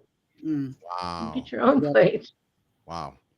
I mean, I'm not saying all white women are like that. I'm not saying that. I'm just saying there's a lot of your man get your plate before in he my gets the plate for the family. children. Mm-hmm. My man get Yeah, plate that for doesn't happen in everybody my else. family. He getting a big piece of chicken. We getting all that. For everybody else, do you feed the man first, and everybody else to get theirs? No. I 1000% agree with cuz I do. Oh my God, it's gonna rain tomorrow. Bruh. Miss Marla said, I see the movie you were talking about. Yes, y'all need to see that movie. It's called I think I saw that. Crash. You probably did. It had Ludacris was in it. Who? Lorenz Tate, Ludacris, Lorenz Tate, Terrence Howard. Yeah, Terrence Howard. And I forgot the other the little slim lady. Tandy, I forgot. Yeah, Tandy Newton. Yeah, Tandy. Yeah. Oh yeah, yeah. I saw that. Yeah. And thing, yes. Yummy also said, Shimmy, that was very rude towards women. You should never say shut up. That is very disrespectful. And Miss Marla said, I'm not aggressive, Leslie. And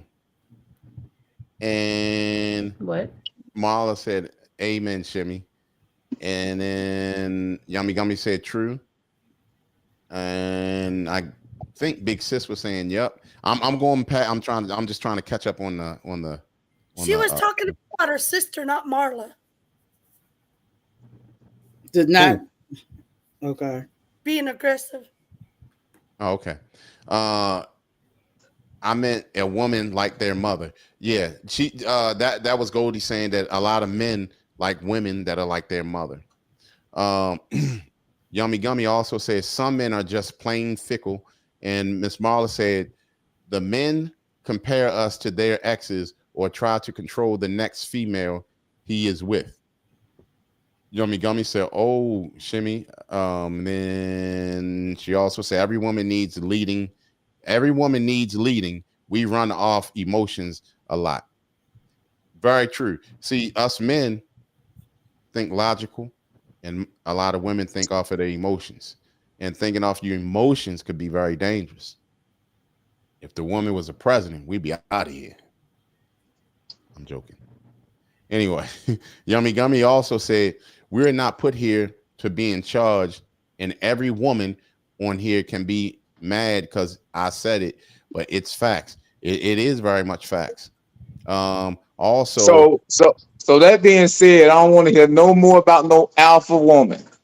Oh, I'm an alpha. I make this amount of money a year. This and that. Can I say something? I don't know what woman you be meeting because I don't talk about my money with no dude. I just don't. If you're not my financial advisor or my attorney, why am I discussing my money with you as an opening conversation or what I got? I don't even want people to know my address or I'm gone. So what kind of women you mean? That's not opening conversation. Oh, I make $80,000 and I drive this. Who? Like what women are doing? Like who's doing that? I don't know. Maybe I'm private. Maybe I don't know. I'm sorry, but it's women that talk about that they need six figures. Maybe you're not on social media, but it's women that talk about they need 6 figures, 6 feet, and longer than 6 inches. I hear it all the time on social media. So if you haven't heard that, then yeah, I hear women talking about Listen, another. I'm gonna say this. If y'all I hear. I'm a seasoned woman. Being 6 feet don't make your joint no better. Having 6 figures, you can have 6 figures, but don't know how to spend your money, save your money. You could blow your money, and having a big thing don't mean you know how to work it. I hear women. Because that makes no difference. Because you know what? He can have the best sex today and you make me mad or something, or you abusive, I could dislike you in that very moment. So it ain't going to be good no more. It's mind over matter. You want somebody with 6 feet, big yang, 6 figures, and y'all make $2, got a raggedy house and raggedy mouth, and won't get your teeth, to be back on the teeth thing, or get your body parts checked. And you worried about that. That's the least of your worries. Shout out to BJ. What's going on, family? On Facebook, thank you for joining us. Tonight is the relationship podcast, and on Wednesdays we do the music podcast. So Shimmy, let me ask you a question. Hold up, because I'm interested. So women say, "Hey, Shimmy, Pap, Kelvin, hey, darlings. Oh, what you do for a living?" They said, "Oh," and they said, "Well, I'm a financial advisor. I make $125,000. I drive a Maserati." Do they do all that in your conversation, like your general beginning conversations? Yes, they will do that. Yes, ma'am, they will do that. I have met women that done that before. Yes, ma'am, they do. Oh, okay. Yes, ma'am, they do. They will do that because they don't want to move any further. Then the first thing is, what do you do for a living? Whether you're a DJ or cook, got your own business, sell motorcycles, a counselor, they want to know before they move even further, before they waste the time. They want to know. They all up in your business. Well, you know what? It's nothing wrong with knowing that, you know, what a gentleman does. So, and by asking that is you on the sly, you're counting his pockets. I'm on the sly because I know with my profession I can't date in everybody. You know, because you know some of these little professions that guys be telling me, I'm like, yeah, no, that's I can't because of clearances and stuff. I can't date everybody. You see what I'm saying? Or you say you are self-employed. Now, self-employed, I'm a landscaper. Now, do you own your own company, or you just picking up and going down the street asking everybody to cut the grass? Like, what is we doing for the day? Or those landscapers, or I paint. It's a lot of those folks. So you got to understand what women deal with out here. Not that I'm counting your checkers, but I want to see, like, I'm not trying to help you start your LLC. I'm tired of that. I've done that. I don't feel like that. So I got to know is you got the prison ankle bracelet on, the monitor. You all this self-employed. I see a lot of men, and we have a clip on. You all need to go to Street Tactics Media on YouTube and watch some of our old clips of our shows for the last 2 years. We have a lot of funny moments. A funny moment was my cousin asked me about, we was talking about some guys we know together, and we talked about dating sites. My cousin said, "What you doing on there?" And then I made a little thing. That was one of our highest rated clips that Concrete put. So make sure y'all go back and look at that clip, because you will meet some bums. I'm trying to tell you. And I hooked my cousin up with some bums and he fired them. Trust me. It ain't take long because they thought they was him putting his feet up on the desk. And I said, well, I'm going to tell my cousin he put his feet up on the desk. All right, we'll snitch.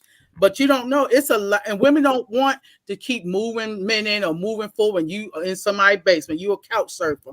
More men I've met couch serving and don't have their own stuff together than women. Right. So that's why we kind of inquisitive and we tired. We want to drop at the beginning. It only take you 2 conversations or maybe 2 weeks with me. I'm 2 and 2 for me to like, no, I'm good. Amen. Because you almost got to interview and just listen to conversations. Like, oh, how was your day? Oh, no, I was just chilling around the house. Oh, okay. Next day. Hi. Oh my gosh, I'm having a rough day. Can you make me smile? Yeah. I'm like, well, how was your day? No, I wasn't. Not. Oh, that's day 2 you off? Oh, hell no, you ain't got no job. See, that's important. Yes, you have to pay attention to words and also their energy. If you pay attention to it. Or they always try to stay the night over your house. They homeless. Right. They come in, they give you a little ding-a-ling, and they ready to stay night after night. Well, don't you got home feed your 2 dogs? What you dog? They Coyote and Snoopy, or Catanias and Snoopy? Don't you got to feed them and your fish? So you gotta have these conversations because I didn't used to have conversation, and I slide inquire because I know how to do motivating interview, but I used to jump and have that fun, and I'm like, oh, why is he over here every night? Damn homeless, living on people's couch or living with the mama. So you gotta be careful, especially though y'all still out here rolling looking for these peoples. Right. No, I agree. Cause out here. Yeah, these streets is something. And these rough, they got a lot of background. If you ever get a chance, you got the cables. I got the Xfinity. Go watch this thing called Fatal Attraction. They give you scenarios and stories. Yeah. I'm trying to tell you, I binge watched the other night. I was like, I gotta go to work, but it was so interesting. Like, I need to keep in mind those when you talk about dating and going out with people and going to people cookouts and them having too many friends and you going to strange places. Women, please watch the Fatal Attraction. They better give us a contract. But there's something out here. 48. What's it called? First 48. Oh yeah, you'll see some stuff. Now, Miss Christina. There's also I Dated a Psycho. Say that again. I Dated a Psycho. Oh man. Can you share a piece of the story of that? Oh, this one. Well, this can get kind of violent in these. Like they were attacked by the person they were with. Wow. For breaking up with them. Yeah, that's another thing. When you take these guys in, they'll break up. Oh Lord, dangerous. So y'all, I just heard about this guy, this lady. I don't know if you heard about this, Shimmy. Where I think it was a Hispanic guy that a friend of mine was telling me about. But the lady was breaking up with the guy. I got to check the story, but breaking up with the guy, they was at a park or something down here, and he ended up killing her and the 3 kids. And now he might have killed himself too because of the breakup. I heard about that. So you got to be careful who you taking in. Now, I know sometimes you can't tell from the beginning, but you can tell about the little things that we talk about. Red flags. We just ignore the hell out of them. I had a crazy one, ignored them. My ex-husband should seen the signs, but I was young, didn't know no better, and all the red flags was there. When I say not even the whole bag, them flags they threw out on the football game, they all were thrown at my feet, and I just walked around, I ain't seen them because I was young and dumb. It only take 1 second. I red flag people, casual people, not nobody I'm dealing with, work people, co-workers. I red flag, nope, can't talk to you because you're a snitch. You're going back, you're doing too much. So I red flag all type of people. And now it's hard. I had to move out my apartment just to get rid of the dude I was messing with. Like, I'm gonna have to move in with my parents to help them out. Because that's the only way I was gonna get them out without it being a blow up or a fight or something crazy. It's hard to get boogers out your house. And now it's even worse. They come back and kill you to everybody, the new boyfriend, your dog, your chicken, everybody. They kill everybody now and don't even care. They just snap. A lot of people snap it because they don't like that rejection. And they could be in a whole nother relationship, but you better not be. So listen. I had a guy that was can I say real quick? I had a guy. Wait, I'll ask you next. Go ahead, Miss Leslie. That was like, oh yeah, can you come with me to my meeting? What kind of meeting? Get there. It's the parole office. Like what I wanted to do. Huh? Oh no, that was me. Make a mistake hitting the button. Go ahead. He said he needed to go to an appointment, a financial appointment. I'm like, what the heck are we doing at the parole office? He wanted to see how much his probation was going to be. That was the finance. They had to pay for that. They had to pay restitution. So that, you're right. But that's what I'm talking about. The levels of it going that way. Like you talking about financial. You say, well, I need to see my PO. I mean, be honest. So you already know he a lying red flags. Hope you ain't give him none that night. Hope you dropped them. I know you like bad boys, but no thank you. Miss Christina, have you ever ran into situations like that? Like what? Like where you got with a guy and he was just like, he was nutty or, just whatever. Yeah, my ex, when we broke up, he broke my phone. Yeah, that's crazy. Okay. I'm gonna catch up on some of the comments, and Yami Gummy said a man shouldn't have to ask a woman. And then that jumped way up there. Hold on one second. Let me get up here. Okay. Everyone. Okay. Some men emotionally. Now, Miss Marla said some men are emotionally sensitive. Yummy Gummy said, we were not put here to be in charge. Oh, I read that. In charge, and every woman on here can be mad because I said it. And then a woman will serve her man first, and he'll never have to ask. And that's also what you said too, because then Goldie said, do any one of you believe in astrology and zodiac signs? I do. Certain signs have certain characteristics and traits, positive and negative. Yummy Gummy says my man gets his food before anyone else. Goldie also said, okay, well, she was doing a typo, and Miss Marla said, like my ex said, it is my way or the highway. Yummy Gummy said, no, that's not a whole woman's culture. We were taught to serve our men, or at least here in the South we were.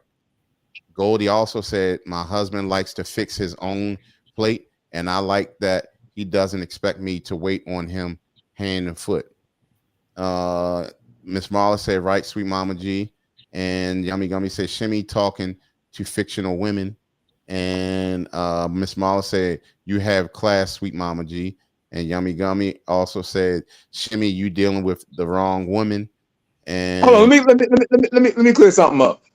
Yummy Gummy was on here 2 weeks ago and said American women are shit. So Yummy Gummy, how would you make a statement like that and then tell me all I talk to is trash? So if American women are trash, I have by default I talk to trash. So Yummy Gummy, you keep telling me I'm talking to tricks, hookers, trash, thoughts, ratchets. You keep saying I'm talking to them. You keep saying me, Yummy Gummy. You keep saying I keep picking trash. But on the other hand, you say all American women are trash. Which one is it, Yummy? You can't have it both ways. Either I don't know how to pick a ripe apple, or all the apples are rotten. Which one is it, Yummy? Come on. With the soul in the chest. Can I share something? Yeah, go ahead, Miss Christina. Share. I own a book, and it's a psychiatrist that wrote it, and she said your hormones is what attracts you to certain people. I'm sure some truth to that. Cause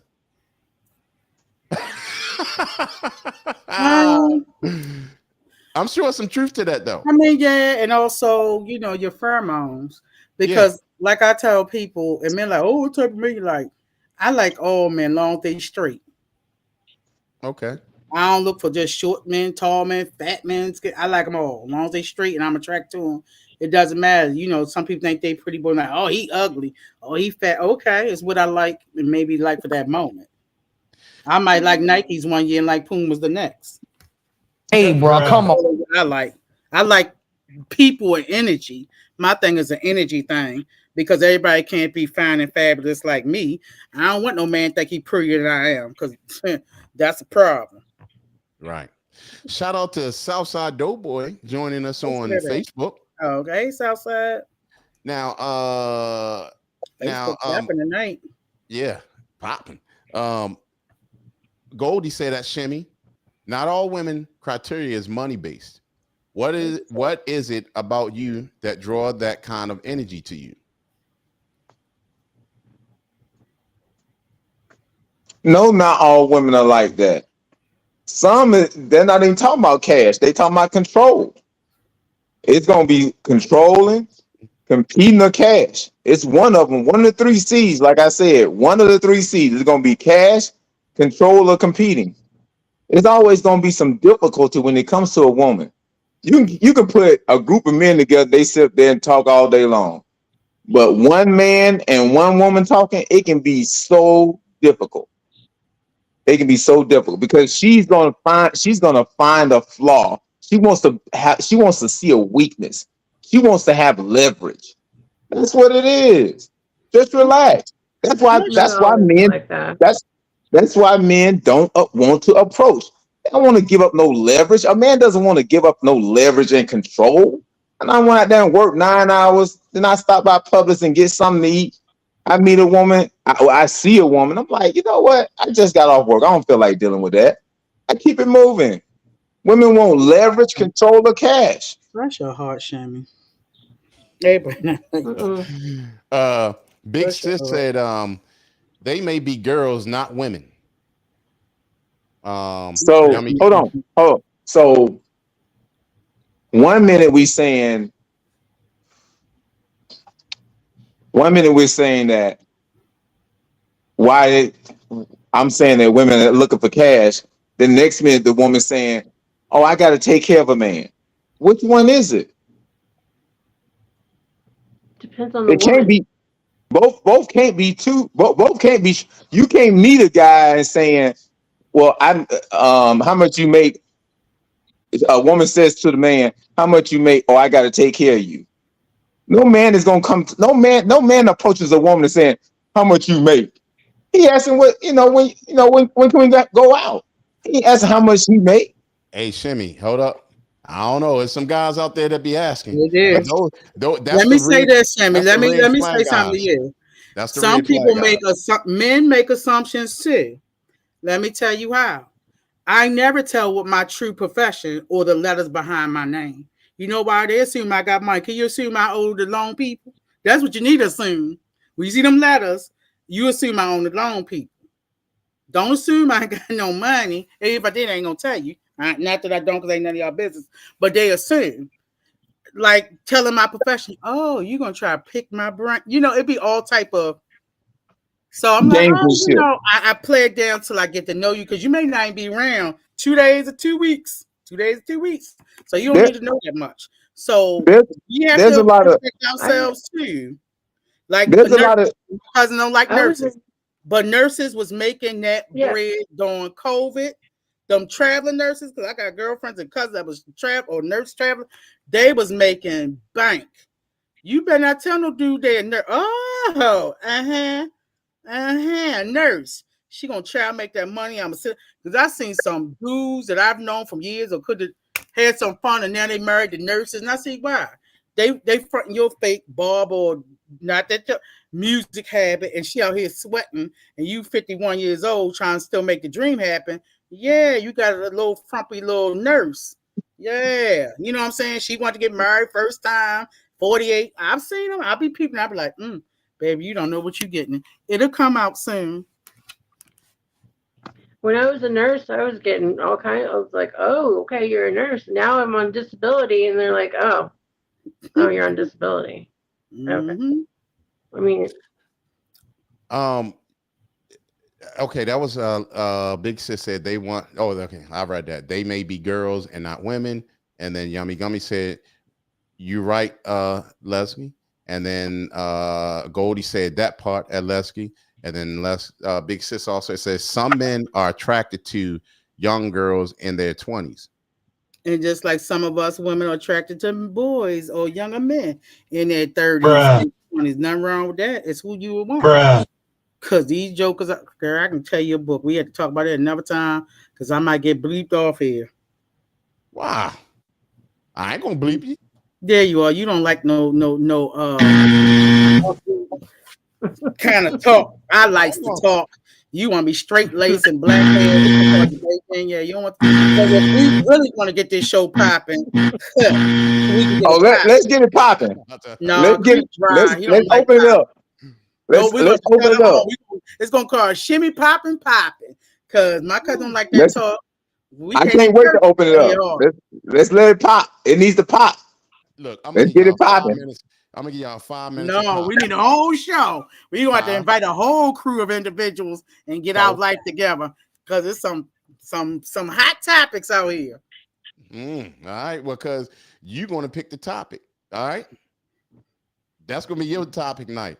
Now, Miss Marla said, "Do you know you want Shimmy?" Or I guess she said, "Do you know what you want, Shimmy?" Y'all already know what I want. I already told you what I wanted. And a virtuous black woman or virtuous woman. Virtuous. I already gave y'all that name. I tell you what. Let's go back to the age thing. Women, I keep hearing this little girls and want to date a woman in their 20s. I tell you who I date right now. If she was straight and single, I take Robin Roberts. You talking about the lady from off of Good Morning America, the basketball player lady? Yeah. I take that today. And guess what? She black. That is, I get. You know what? Cause he beat me. What? You remember? Do you remember who I said? I know that was like from outer space. Who I said, but that was outer space. Who did you say? Selma Hayek. No, you like them little Rican ladies, them Hispaniola. Bruh. Oh my goodness. Hey, Creed, would you date Robin Roberts? Spicy for you, honey. Lord have mercy. Creed, would you talk to Robin Roberts? Yeah, I'll talk to her. You wouldn't date her? I don't know about that. That's not his flavor. No. But you know what? Let's go back to the interracial. Let me tell you what's something so funny. She's a nice looking woman. I mean, I see what you're saying, but go ahead. And I know everybody got a perception about Creed, Sweet Mama, Shimmy, Miss Christina, and Miss Leslie H. People perceive us to be different. Probably they wouldn't understand us. Like my cousin said, Selma Hayek. Now I wouldn't have got the Robin thing from Shimmy. I don't know about that one. I don't know. That's like you saying, what was the guy from the Pacers sister named Cheryl? Reggie Miller. Yeah, Cheryl Miller. That's almost like on the same level, Robin and her. So I'm kind of like, ugh. Oh, no. Robin Roberts is Robin Roberts look a lot better, and she's professional. She black, and she's just poised. She's a queen, but she like women, so I can't do nothing with her. She may not be adventurous on your white water raft. Yeah. I get it there. Like I'm forward with my cousin stuff. I don't see that though. Because look. Who would you have thought that Shimmy would have said? Like who you thought it would have typed? Sexy Red.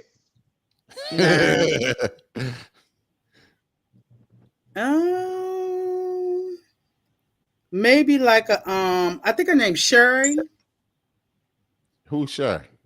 She has like a talk show. She had big boobers. Sherry, real short, black lady, fake hair.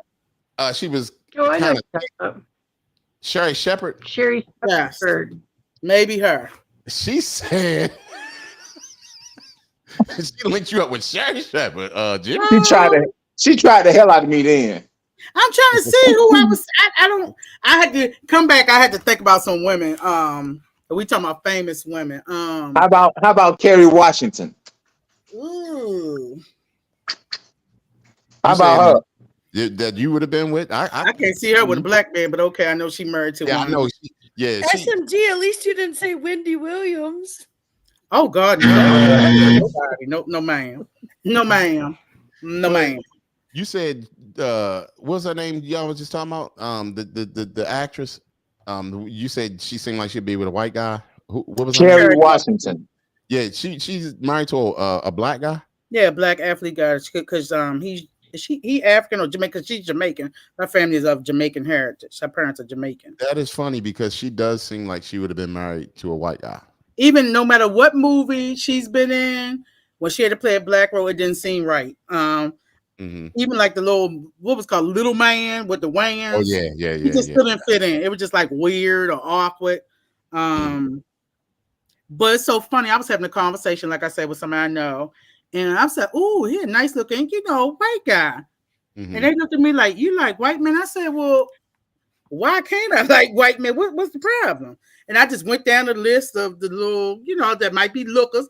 I ain't saying about that, like whatever, lookers, just like y'all talking about, Selma Hayek and this one. And I was like, really, I would have never thought that. I'm like, why? I'm still a woman. Just because I'm black don't mean I'm not attracted to whoever. I like, what's his Antonio Banderas? He was one of my first Hispanic men I like. What's the guy played on Chips? Poncho. Oh yeah, Eric Estrada. Eric Estrada. Come on, y'all. I was talking about Rick Springfield, and I was talking about the old Brad Pitt and what's Hey, name? sweet mama, What you want, dog? sweet mama. You know who I used to like? Oh Lord. Them two girls that played in Three's Company. Bruh. Chrissy and Janet. Oh man, I used to love them. I think they, and I like Janet with her dark hair and her dark eyes. I like Oh, that. man. That's what I was gonna say. That was the one right there. That That one was was I was cute. like, why do they always make her seem downplayed from the blonde? She was the one. She worked in a little flower shop. She had a little dark hair, and she kept herself a little professionally. I don't know why they wear some clothes in California sometimes. But I'm like, and then you got the ditzy one always blind. I ain't like to even the Nurse Terry. I didn't like her. Yeah, she was goofy and flat. She was flat. She was I know, but flat you know what old though? woman. Hey, look, how about the midgets? Lord. I don't like no midgets, but they don't assume that because we're African American that we know about any other culture except African American culture. Just like somebody I was talking about all the shows or the music we listen to. They said I would never thought you. I think they thought I just listened to Sexy Red. You know, I talked about Simply Red and Duran Duran and all these other, think back at Cyndi Lauper and Madonna, the old Madonna, not the new Madonna. I talk about stuff. They say, "Oh, you listen to music?" I'm like, "Why not?"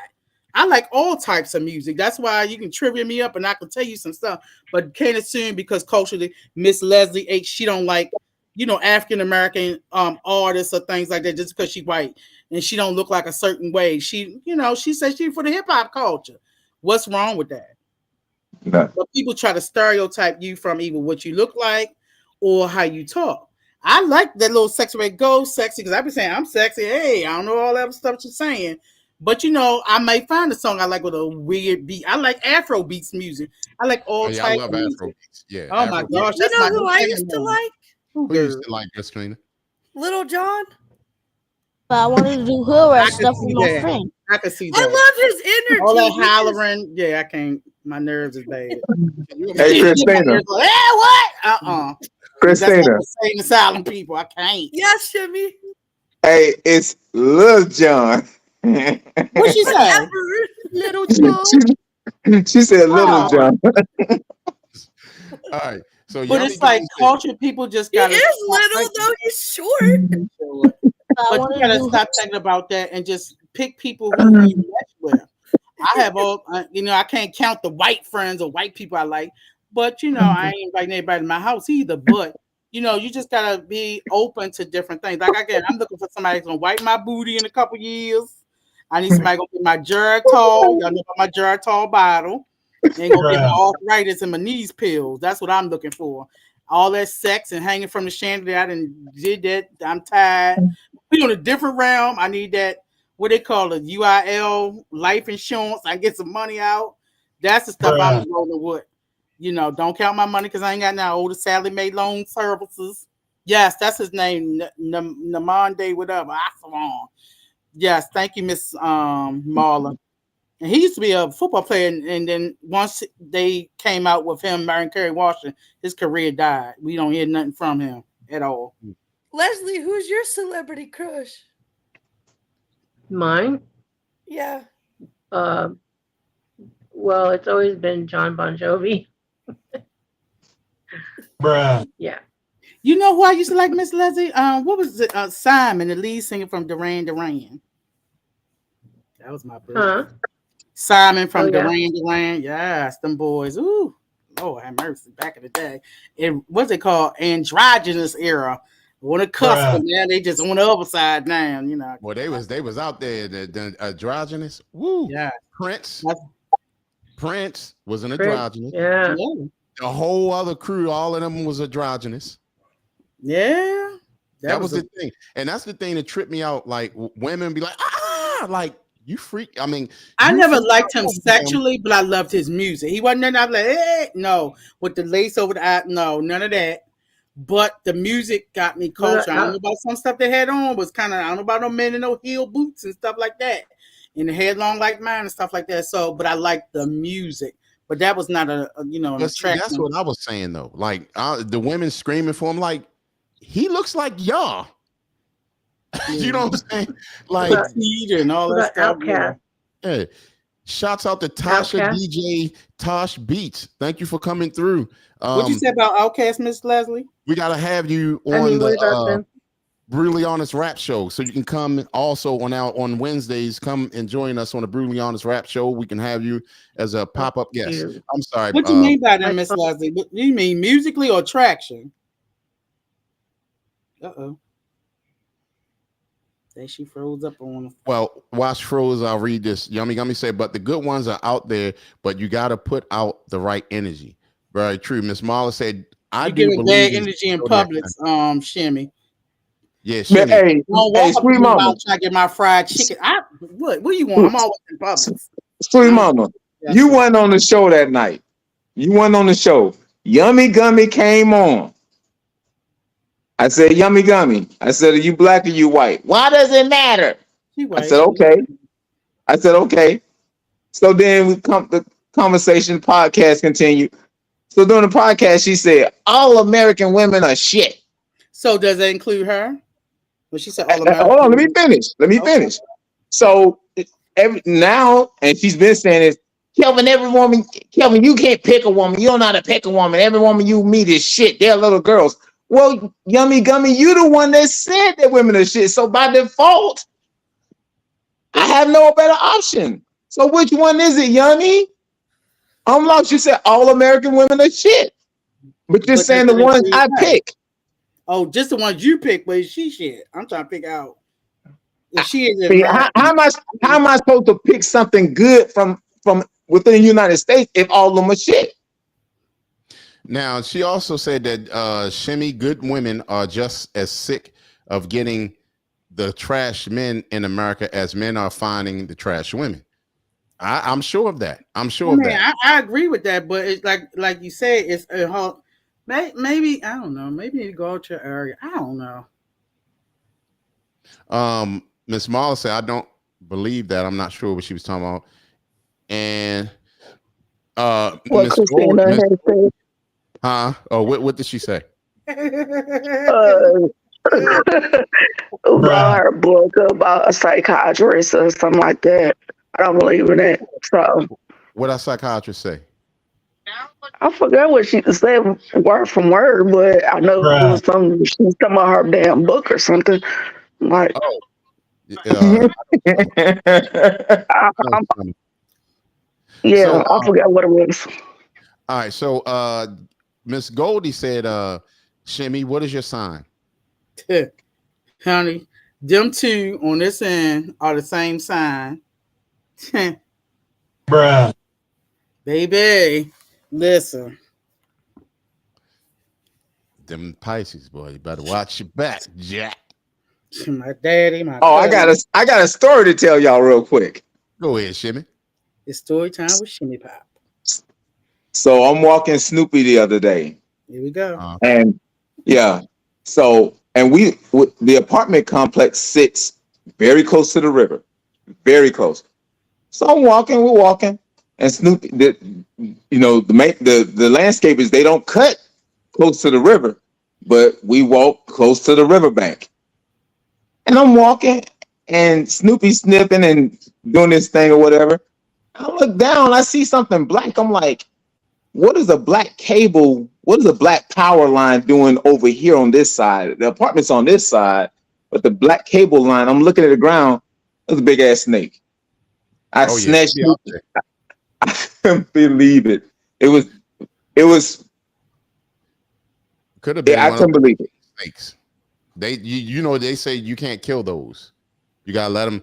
But I be telling them, like, us as black folks, we don't know what kind of snake. We know it's a snake. They be like, that's a kahula bird or whatever. No, we ain't doing that. All right. So also, Yummy Gummy said, I don't believe that either. And Goldie also said Robin Roberts is married to a woman. Bruh. Yeah.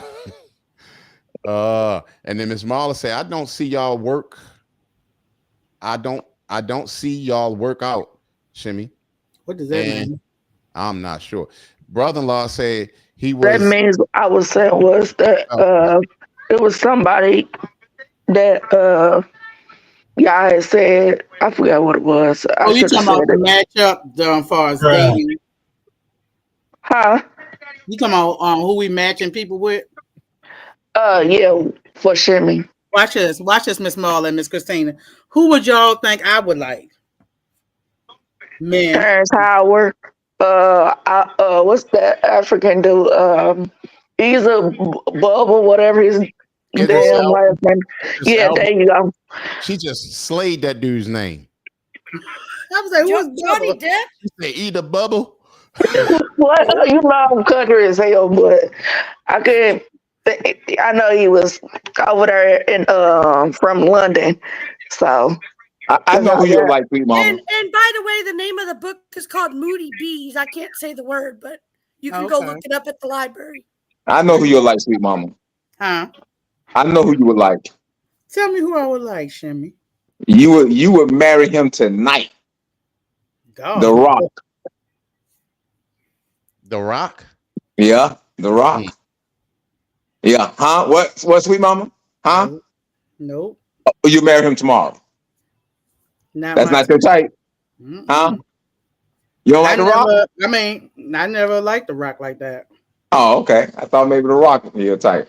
Miss Marla said, "Nah, I don't think Sexy Red date Shimmy." And then brother-in-law, he said, "Yes, sir, Creed." I'm thinking he talking about the Wood Marvin Sapp and his church balls. No, I well, think you know, I was looking at somebody's balls today. They had an old picture of Chubb Rock back in the day. Bruh. So Creed, who you think I would like? I think Morgan Freeman. Dang, That sounds like nothing old but stocks, bonds, and mutual funds. He got it, and he got nice Did you hear teeth. what I said, Sweet Mama G? What you say, pudding drop? I said Johnny Depp. 21 Jump Street, Johnny Depp, not Pirates of the Caribbean. That thing, no. Okay. Maybe. I mean, I would have said probably Idris Elba too. Why you only put me with black men? What's wrong? Y'all don't think I like no white men or Hispanic men? Yeah, I mean, give me a I chance. hope not. Stay with black. Why? Miss Marla. Creed, don't say my name like that, please. Because that remind me of Christina when she used to call me that. Denzel Washington. Oh, Denzel? Okay. No, somebody said that for me. Now, cuz brother-in-law said yes, sir. Remember, I said two. I said Salma Hayek.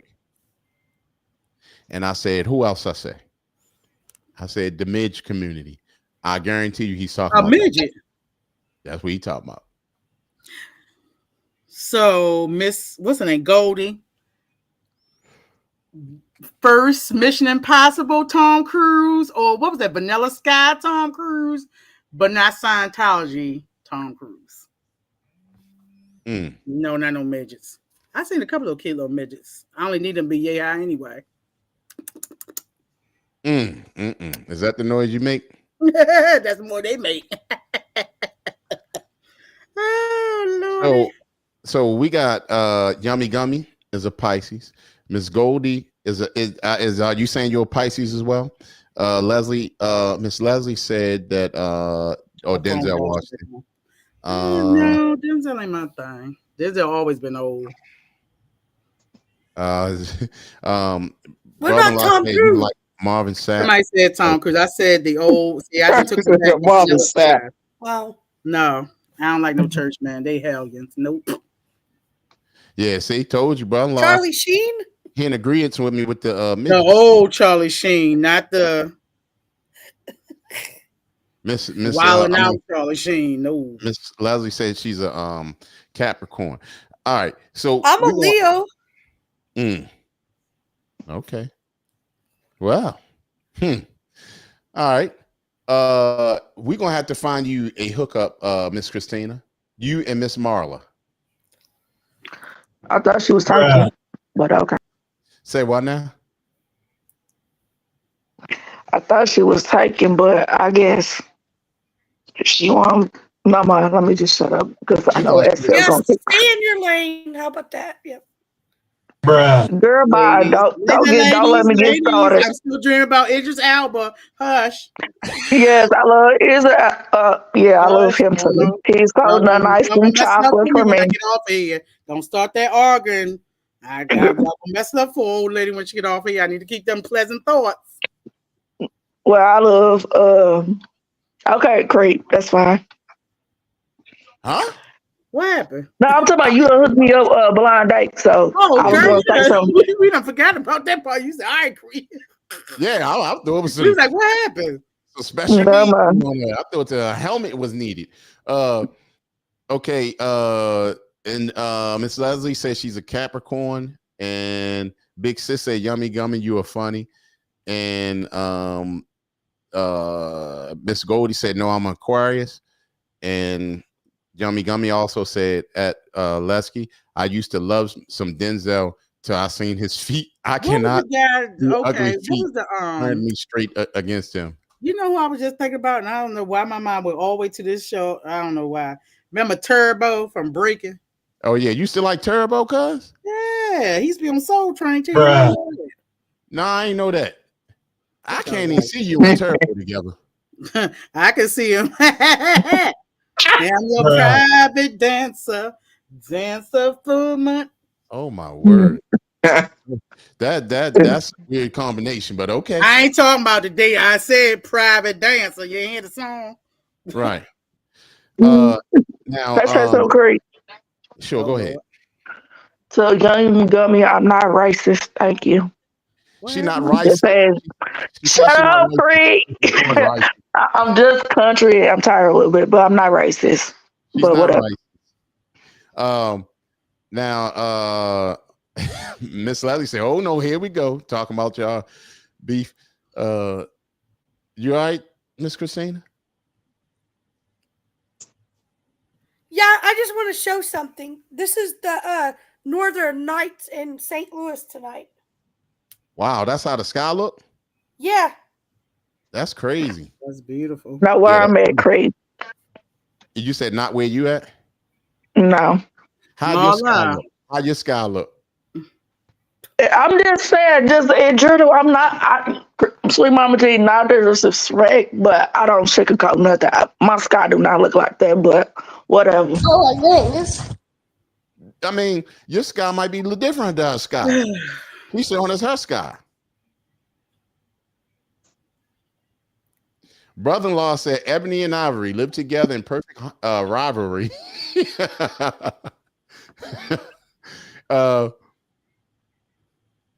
And Miss Goldie said at Yummy Gummy, laugh out loud. Miss Leslie H laughing. Brother-in-law said Sweet Mama G will be done with him when his hair curl juice ruined her sofa. He gonna make it to the sofa. Hold up. Yeah, both of them had Jerry curls. Was that Jerry curls? That was Turbo and Ozone. Would you the light Which skin one is the Puerto Rican one? That's Ozone. Ozone, not Turbo. I'm sorry. Ozone. Not the little black one, the little Hispanic one with the earrings. Had his shirt off all the time. He look a little too feminine for you, cuz. I mean, all of them look feminine with them baggy pants and popping like that. I mean, you know. Bruh. But remember, they was on there with Shalimar and them. Everybody thought they was all whatever. So that was just after. Y'all like Nile Rich and the Commodores, and they wore ball huggers, them little shiny suits, ball huggers. That was just off of the androgynous setup. Shouts out to Charles Glenn. What's going on, family? In the building on Facebook. Yummy Gummy said, "Why are you telling everybody to stick with black?" Oh, men, Marla. Oh, that's why Marla said what she said. I was just joking. I mean, I'm not racist at all. Like I said, I have white people in my family on both sides. And I have white godparents as well. So, Yummy Gummy, just saying. Bruh. You know what? Yummy Gummy said, I just saw them here as well, off my porch. So that sky that you talking about, that you just showed us, Miss Christina, and Big Sis with the laughing emojis, and brother-in-law said it was like that there. It was on the news. See, you ain't had your TV on, Miss Marla. And What you say? you ain't had your TV on. You done missed that beautiful sky. You sitting there in the house. Trey, I have my TV on. What are you saying? Well, you must have the TV blocking the window because you just missed No, it's not, Trey. I'm looking right at it and having a conversation with y'all at the same freaking time. All right, well, you missed that beautiful sky. You must got I did not, Creed. the windows tinted at the house. Creed, It must be an AC, Lewis. Huh? Creed. Huh? I'll start. Okay. The news. Let me see. Miss Leslie also said, "What about Jason Derulo?" Nah. He's corny to me. That pop. He was what Jordan Spark. Nah, I'm good. Big sis. Neo, Miss Leslie said Neo, cuz. Absolutely not. Can you pick some attractive man? Mm-hmm. That was what Neo from the Matrix. Not that Neo. Oh, okay. Or is she talking about the singer? The singer, Neo. R&B singer. All right. Thank you. Okay. So all right, we're gonna do one more piece and then we out of here, right? So man, that sky is ridiculously beautiful. Seriously. No, now here's my thing. Earlier we had mentioned this, and y'all made it dark and then didn't make light of it. And I'm gonna ask y'all this: why men like to date younger women? Men typically want to get with women who are younger than them because they desire women who are youthful. They also desire younger women because they are less seasoned with life, have less baggage, and are more impressionable and willing to be along with whatever they say. Is that why older men want to date younger women? Cuz I don't know. I ain't no older man. I can't answer that.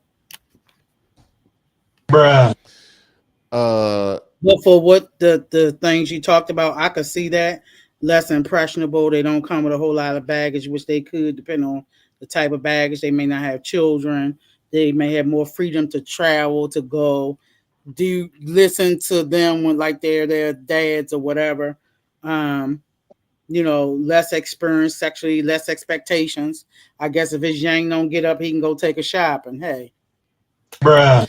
She got more time to play with it and get it up and go or whatever. And we ain't got that type of time. But she doing it for a reason. Because if you're a broke older man, trust me, they're not gonna mess with you. Nah.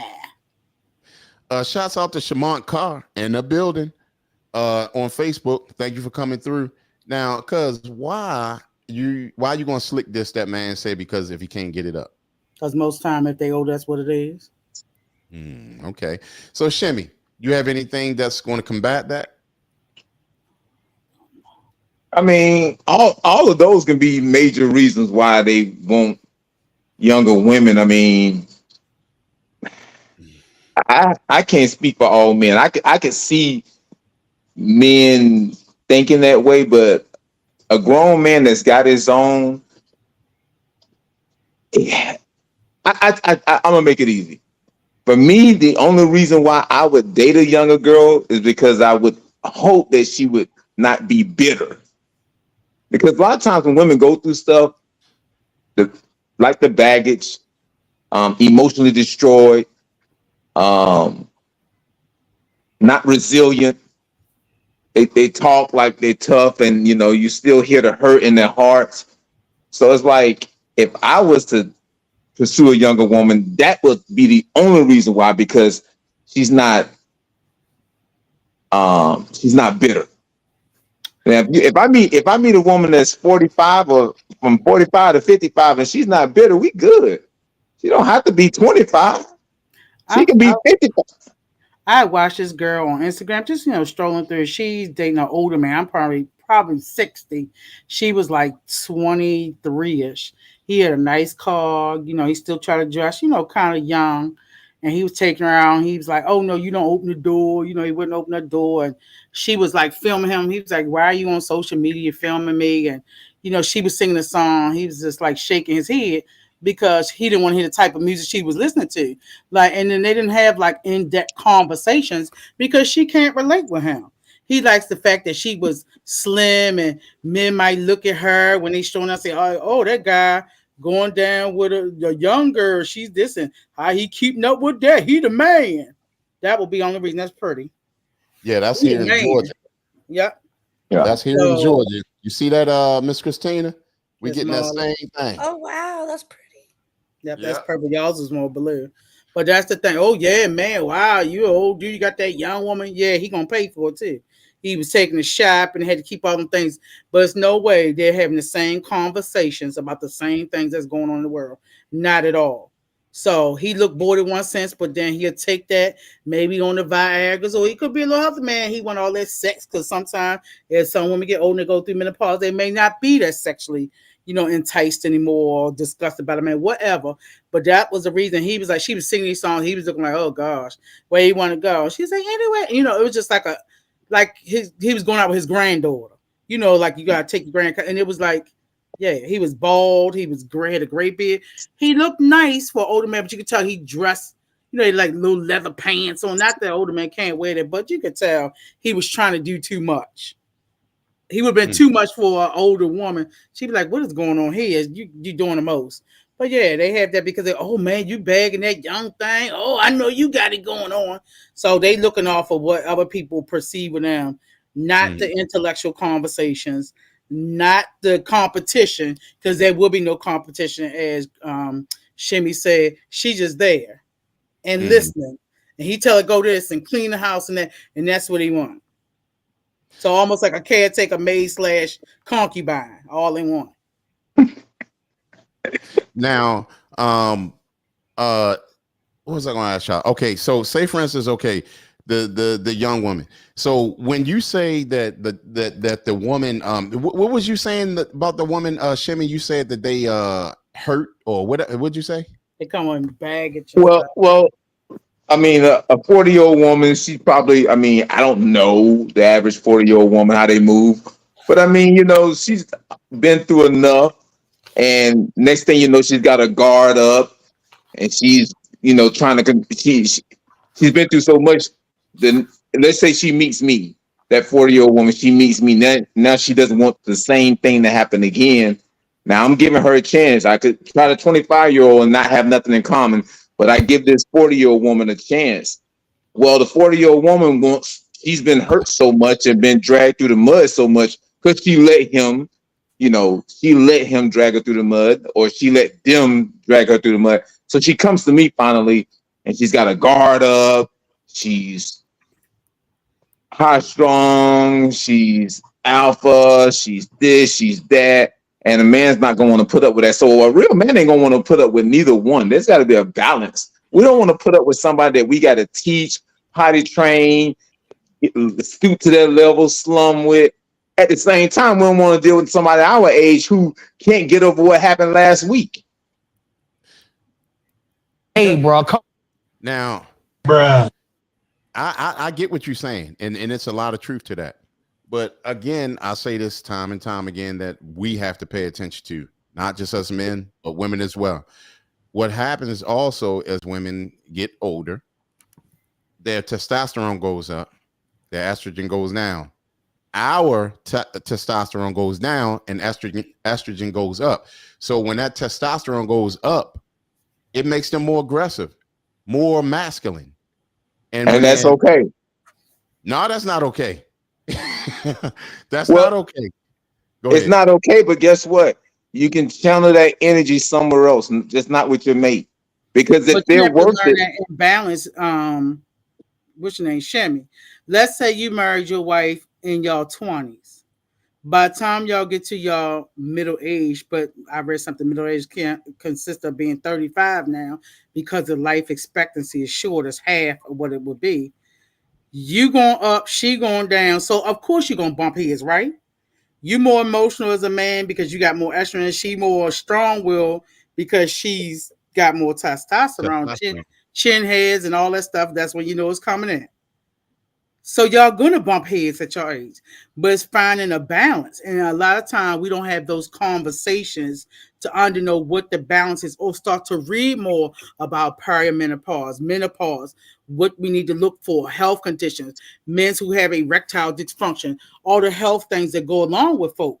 And we start to have more conversations about your health, your mental health. Because remember also, that's the time when people start getting dementia and Parkinson's and Alzheimer's now. We fall into those ranges.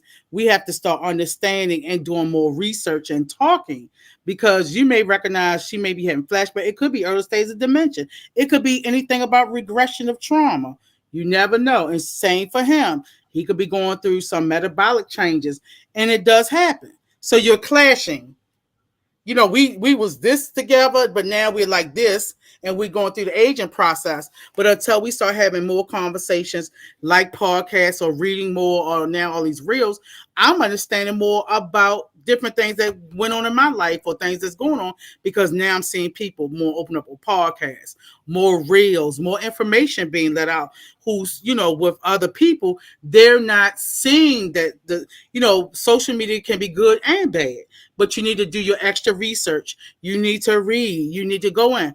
I don't go into something, doctor tell me, oh, well, this is wrong. Well, let me look that up real quick while I'm sitting there so I can have a decent conversation, not wait till I go home.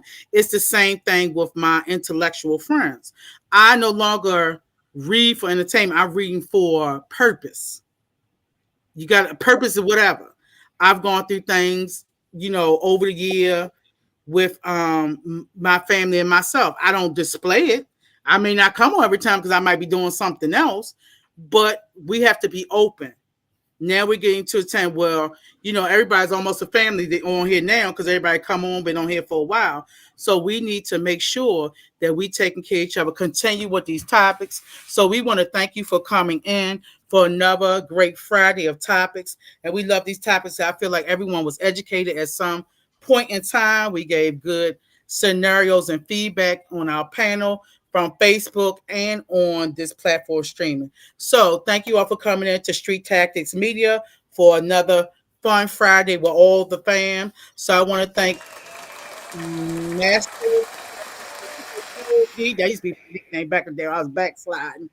Goldie Doll. Thank you, Miss Leslie H. Thank you, Miss Christina, because we ain't seen you in a while. Thank you, Miss Marla. We seen you. Thank you so much. Thank you, Shimmy. Thank you for always coming in. Thank you, Cousin Leslie, Cousin Bernard, Cousin Elamont, Bernadette, that's all our cousins, our family starting to drop in. Y'all need to come in more often. Thank you, brother-in-law, with your shenanigans from Def Comedy Jam. We appreciate you so much. Thank you so much, Yummy Gummy. Let's see who else came in on our platform. Let me look. I think we got everybody on here. Make sure you tune in to Street Tactics on Wednesday, 9:00 plus whatever time behind that time. Thank you, Nate from Upstate. I did see you in the beginning. Thank you so much for coming in. Thank you to Creek Friends that was on Facebook, shouting them out. Make sure you continue to like the podcast, share the podcast, and get the notification bell up. We're going to ask that you send and share the podcast next week, beginning with 5 friends or foes. They ain't got to be your friends. As long as we get those numbers up and those views up, make sure we are out there.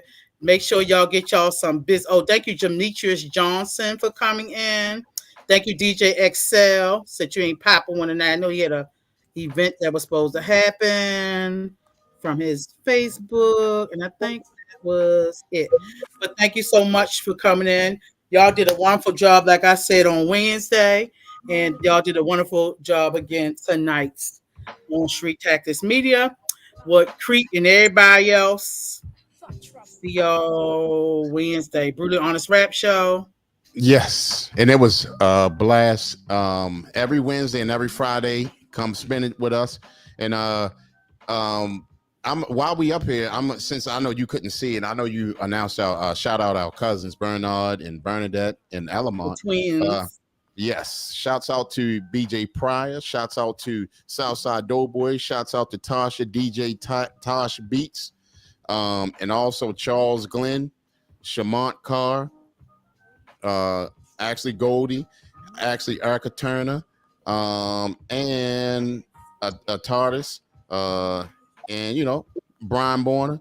Thank all of you guys for showing love and support. We'll be back on in a couple of days. And my big sis, this was a comment that she left. She was saying that Jason Derulo is disrespectful towards women. Yeah, that's why I didn't like him. But anyway, thank y'all so much for coming in. Happy Mother's Day to all mothers and those mother-like figures who are out there who playing the role, godmothers, whatever. Y'all enjoy your weekend. Make sure y'all get some business so y'all can stay out of man. Oh, cuz we're gonna have to put that on tape. We're gonna take you to the studio. I like the end part. I like that. Anyway.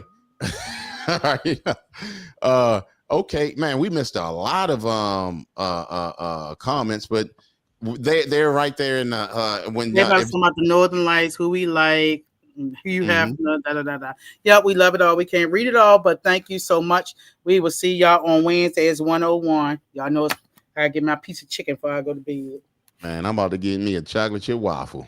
Better ask somebody. Y'all have a good weekend. All right. And happy Mother's Day to the mothers out there. And we appreciate everyone. We are out. Out of here. Boom.